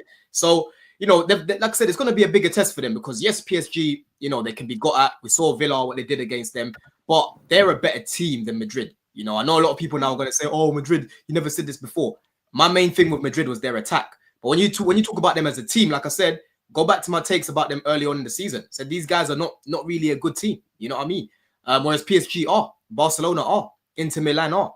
So let's see how they deal with this now, man, because it's not going to be an easy game. If they beat PSG, I'll give them even more respect. I'll be real, bro. PSG is a much tougher game for them, because they're well drilled. They're a very good team. They're well coached. By the way, and they're not really the same team that they faced early in the season. I know they beat them, but like, well, they had no Dembele. They had no Dembele that game, and KK wasn't no Kvaratskhelia. So it's like, and Desiree Doué wasn't really. They were still forcing the Barcola gimmick when Desiree Doué is clear of him. Don't be naive, Arsenal fans. Emirates. It's an Emirates. It's in the Emirates first. So, yeah, all I'm saying is don't be naive and think because you beat them once that it's gonna be a walk in the park and you're gonna beat them again. I'm also not saying you're guaranteed to lose. I'm just saying don't be naive and think you're going to beat them because you already beat them once. They're much better right now, and I said they're much better coached than this Real Madrid team. This Real Madrid team was just a team of names on paper. The PSG team, I'm not gonna lie, they're absolute killers. They have fullbacks that are scoring for fun. Like I'm seeing games going in, and Hakimi and Nuno Mensch are getting one-on-ones with the goalkeeper. That just shows you how well drilled they are. Their top 3 is amazing. Dembele's having arguably the best season of his career. I mean, someone who's been looked as a flop for so long. He's their number 1 goal scorer and he's their number 1 creator. And you don't really get that from a lot of players. And you got, as I said, Desiree Doué, and you got what's his name? The third player I'm thinking of. Barcola hype.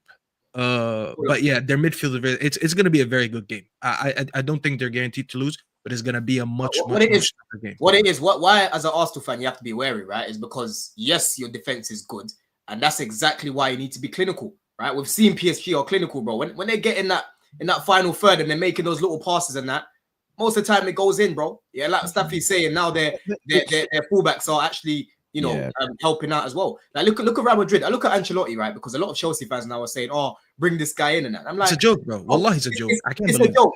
Yeah, I look at Real Madrid right now, right? They're playing Alaba at left back. You're missing Toni Kroos right now. You haven't replaced him. You know, you're playing a midfield that had zero creativity. And that's exactly why I don't want Jude in that 10, Terry. I don't want him in that 10 for England, bro, because he's not a 10, right? You play him in the pivot with Rice and you play someone more creative like a Palmer in the 10, and that's how you build the midfield. But the other day, I'm seeing him getting on the ball. Man tried this little loft pass into the midfield, right? Into the attack, sorry. It was so bad, right?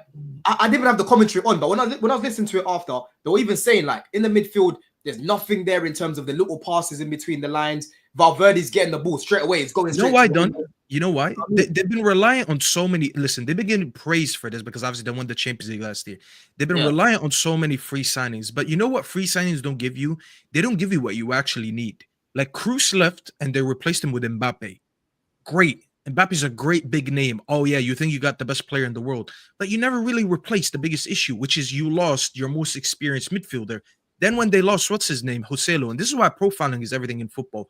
Joselu is nowhere near the football Mbappe is. But they won a Champions League playing with Joselu up front, and they lost the Champions League with Mbappe playing up front. This is why it's all about relationships. It's all about profiling. And that's not what this Madrid team did. And this is why we overhyped them this season.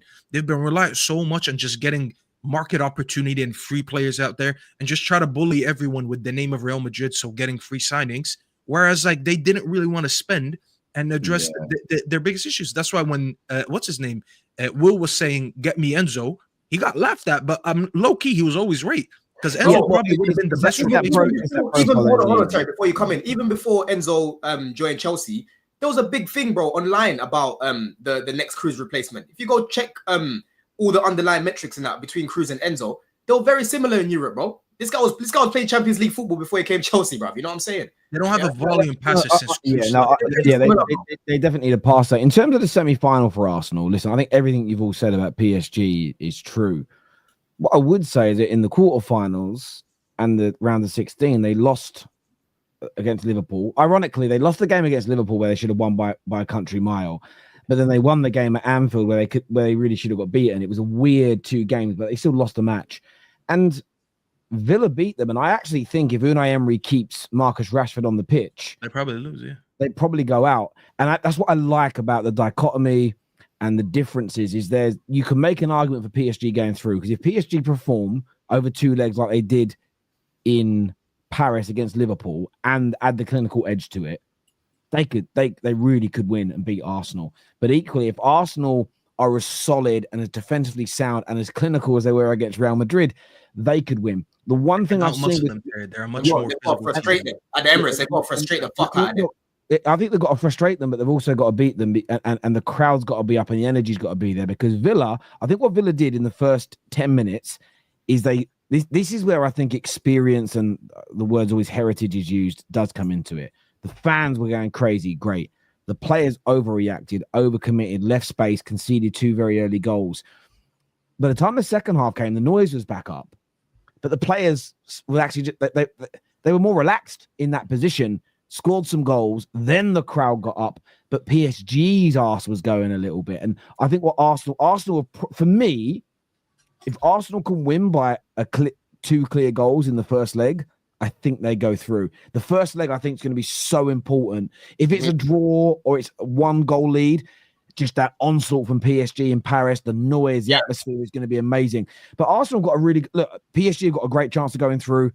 Terry, so have Arsenal. It's going to be such a great semi. It's going to be amazing. They've got to go back to Paris without an L, right? Go back to Paris with a draw, with a W, even better. Because you see that crowd there, PSG, bro, in Paris. Yeah, they're loud as hell, bro. Bro, they are loud, bro. You know what I mean? And like I said, these guys, the football they play is electric. It's electric, right? I could just imagine them going to the Emirates right now, like soaking up the pressure, and they're just on the break, just running at you, blood. I got a question, right? There's a few rumors online that Kai Havertz could be back earlier than expected. Question: say Kai Havertz is fully fit in 2 weeks' time. Play him. Do you on a real? Do you play Kai Havertz or do you leave Mikel Merino as the new number 9? You got to leave Merino. You got to leave. I just go to the easiest say ever. Don't fix something that's not broken. Yeah. Right now, it's not broken. Very hard to drop Merino. You got to leave it, man. Did you by the way, did you see the stats Merino has put up since he became striker? He actually put on his Instagram the other day, his Instagram story. He was showing how many players he's outscored since he started playing in the 9 from Kai Havertz's injury. He has more goals than like Cunha, Haaland, so many players. I couldn't believe the list that I seen. He's outscoring top strikers in Europe. He's got intelligence. That's what it is. That's what it is, bro. It also goes to show. Listen, I mean, it's just Arsenal fans know this. It just goes to show as well. If they'd have bought that top class striker in the summer or January, how much better a season they would have had. Because now that he's settled in that role and he's learned it very quickly. I thought it was funny how the media a week or so ago were trying to say, well, you can't really praise the manager for that. You know, it's on the player. But yet we always have a go at managers and go, well, who have you improved? Who have you made better? It's mad. Some of the analysis on Arsenal was crazy, but he saw something in Merino that we didn't know because he coaches him in, day out. And he was like, you know what? I can use these attributes as a striker. Well, that is not improving a player. That's identifying a player. And this is why he gets praised for that. To me, that is one of the biggest things Arteta has done since he went to Arsenal. He put a DM in striker and he got more. Deep what I'm about to tell you, over 2 games, he got more GNA when Mbappe and Vinny were on the pitch. Merino has more GNA. This is it as well, though. But you look at Lewis-Skelly. Lewis-Skelly's a midfield player, but the manager has seen something in him to go, you can play. You're defensively good enough because he isn't. When it was Zinchenko was regularly exposed defensively as an experienced Premier League winning player. Where Lewis-Skelly, if you didn't know anything about him, you would just assume he was a left back. He isn't. He's a central midfield player. Let's talk about him as well, yeah. Because you see Skelly, bro, yeah. That's the type. That's my footballer right there, bro. That's the type of baller that I like, right? I saw a stat earlier as well because people like to cook my stats when we talk about Chelsea, but let's talk about Arsenal, right? Out of all the people trying to take him on and that, yeah, this guy's not been run past once. I think like 15 tackles or something like that. I need to read the stat again, but no one's run past him in like 15 games or something mad like that, right? He's strong. He's very good on the ball. He's confident. I see man come out before the game. You know, he's probably even talking to his girl or whatever, showing her the Bernabeu and whatnot. You know what I mean? I think it was his mum. Probably his mom. You know what I mean? It was his mum, yeah. But man's just taking it in as if it's just, you know, a little kick about our goals. Did you see him tell the Real Madrid fans "vamos"? He was like kind of teasing them after the game, or like during the game, something like that. Yeah, he was saying "vamos" on that. Yeah, he was saying "vamos" on that. Yeah. So that's good because he's got the talk, but he backs it up on the pitch, right? Yeah. He locked up Rodrigo, who a lot of people say obviously is better than Saka, right? He was. I don't want to ever hear that again. By the way, you know, never want to hear that again. Saka. Let me finish. Hold on, Staffy. Yeah. Let me finish. Yeah. You got Calafiori that got brought in for what, like 45 million, 50 million or whatever, right? Lewis-Skelly is comfortably better than this guy. Comfortably, bro. I think defensively he's better than him. I think even like sort of driving into the midfield. To be fair, Calafiori is quite good in the ball. Like he's got smart feet and that. But as an overall package, I would say Skelly's a better player than him, right? And it'll be interesting to see what happens with him. Is he going to get moved into that 8 role, or is he going to stay where he is? But bro, he's impressed me, man. He's come into the team. And he's honestly been a breath of fresh air, bro. You know what I'm saying? Yeah. No, he's certainly. Do you know what he has as well? Sorry, Staffy. I was going to say, but just very quickly on Skelly. What he has, if any of you guys haven't watched it, go check Amarim's interview after the game last night. And they were asking him about how he tries to play. And he said, look, when we play in Europe, the reason that you're seeing an improvement compared to the Premier League is it's the physical level. Europe just isn't. It's really funny because whenever an English person says, the English Premier League just more physical by and large than Europe, I think you get a lot of people that think that I understand that my country has a bad history for the things we've done to other countries, behavior, some of it, you know, and everything else. But it's no one actually means English people are faster and stronger than French people. No one means that because 60-70% of our league's not even English, right? So we're just talking about the type of football and the type of footballers here. And he was literally saying that there's things that the team are being trained to do, but we just can't do it in the Premier League because we don't have the speed or the power. Lewis-Skelly technically is amazing. Lewis-Skelly's intelligence is out of this world. But what helps him bring that to life is that he's got good strength, excellent athleticism, acceleration, and power. So he'll turn someone, there'll be space to run into, and he gets to it. I watched my team, Man United, will turn someone. By the time our feet start moving, they've been tackled because they're not fast enough. And Lewis-Skelly, he just has the complete package. You know what he does? You know what he does as well? He wins a lot of fouls because he knows how to use his body, right? Very, very similar to what Dembele used to do. Dembele used to use his hands, used to use his arms. Skelly does that a lot, bro. You see him get the ball, a man will try go past him because he's got big quads, yeah. A man will try to go past him, but watch his hands, bro. Watch his hands. Big pause on that as well. Big pause on that, yeah. He's staring at his quads, eh? He uses his hands a lot to shrug people off because, bro, you're allowed to do that in football. You're allowed to use your arms. You're allowed to use your hands as long as you're not slapping someone in the face, right? Yeah. And that's why he wins a lot of fouls because he puts his body, in between the man and the ball, right? And a lot of the time, if you try to get the ball, you're going to get him. You know what I mean? I totally agree. This year says Arsenal in the last 2 years in the Champions League of the Emirates, 11 games, 9 wins, 2 draws, 9 clean sheets, 29 goals scored, 4 goals conceded. 2 of these in a dead rubber against PSV. PSG ain't doing shit in London. Relax. No one said they're doing shit in London. Where did you hear that? Yeah, listen. This the irony of doing this, yeah, is basically the same as doing what we did to Real Madrid. Real Madrid are going to win because they've got 15 Champions Leagues. Like, you got to look at the game in isolation, bro. Yeah, you do. Look, I think everything you've said right, PD, and other than the end sentence, I would look at it this way. PSG have got the capabilities of doing something. Arsenal have just got to be at their absolute best. Your players will go into this with an element of fear of PSG, but a little bit of fear is good because the fear gives you a slight bit of anxiety. That makes you alert, that makes you aware. You know, when you get to across a road, you may even not consciously be aware of this, but you are fearful of cars. That's why you don't just walk out in front of one and get hit. Your body is like, you're designed for this. You need to have an element. And as fans, maybe you're not fearful, and that's fine. But your players will have a little bit because they know the danger. That is what makes them perform. So I hear where you're coming from, though. The only players missing from OK, the first PSG game was who's KK? Kvaratskhelia and Dembele. Everyone else was present. Also, Odegaard was missing for that game, which is true. Listen, but Dembele and Kvaratskhelia, it's what's going to be great. They're the best 2 players. Really. I think this, right? What I like about this, do you know what I feel? I feel a bit sorry for some Arsenal fans. They're so used to everybody always writing them off that even when you're saying PSG have got a chance and so have they, there is still this. Yeah, but you've got a very good chance of beating them. Well, it's not about it. They're just sensitive, man. They're just insecure. Don't make excuses. No. I think there's. I'll be honest with you. I think they're sensitive. The same way. You're sensitive, bro. I'm telling you, bro. They are. But I know why that is. They won't say anything about me popping Skelly, bro. But they're quick. Hang on. But it's like this. It's like the same as I did last week when you did the whole. But who's going to take Onana? Fuck me, that question again, right? It's the same question every time one of our players has got to leave, but yet we've sold every player that's been bad for this football club, right?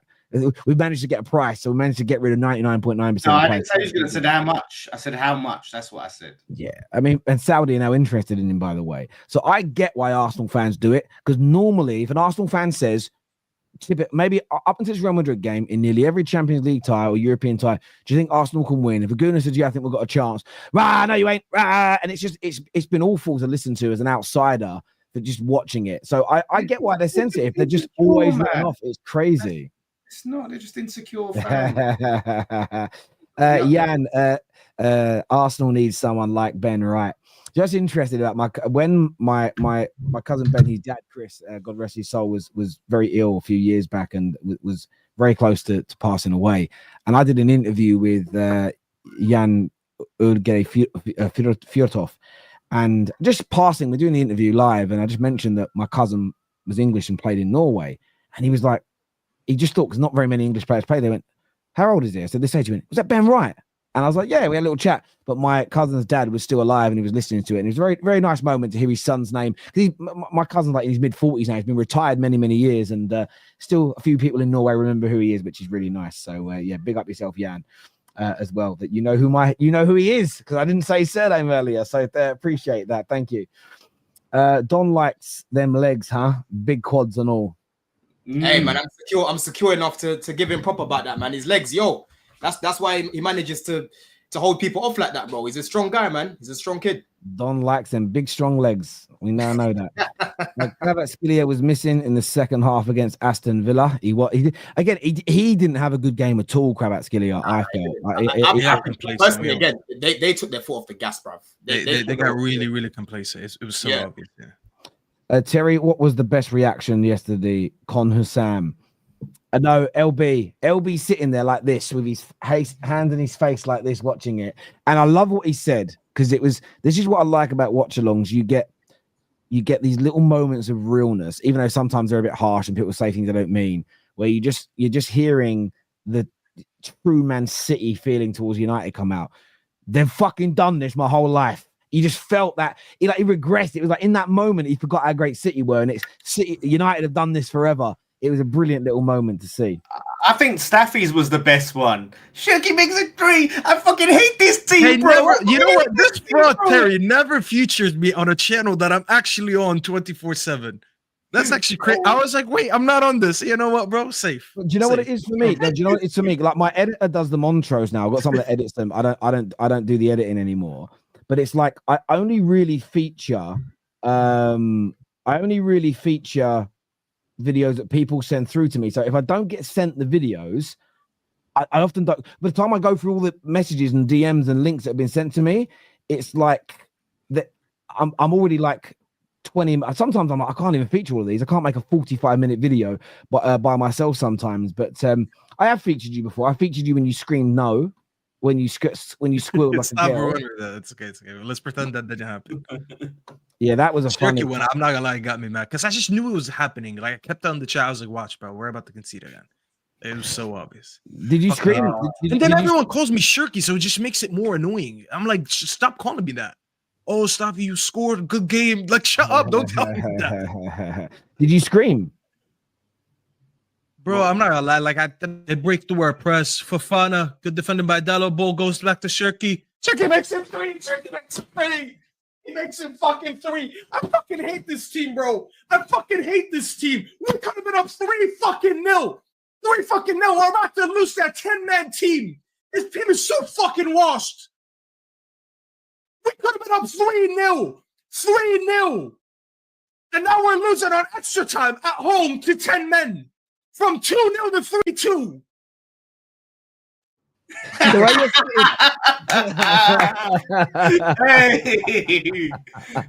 The way you jumped and held on that chair, that's literally like my 4-year-old son does that when he's getting told off, like he's angry. It's so funny. It's you know what I love about football and those moments. I think we all kind of regress age, like because we have. It's kind of like the only time where grown men will have a temper tantrum. Does that make sense? Like you're a kid again. It's beautiful, man. That was a thing of beauty.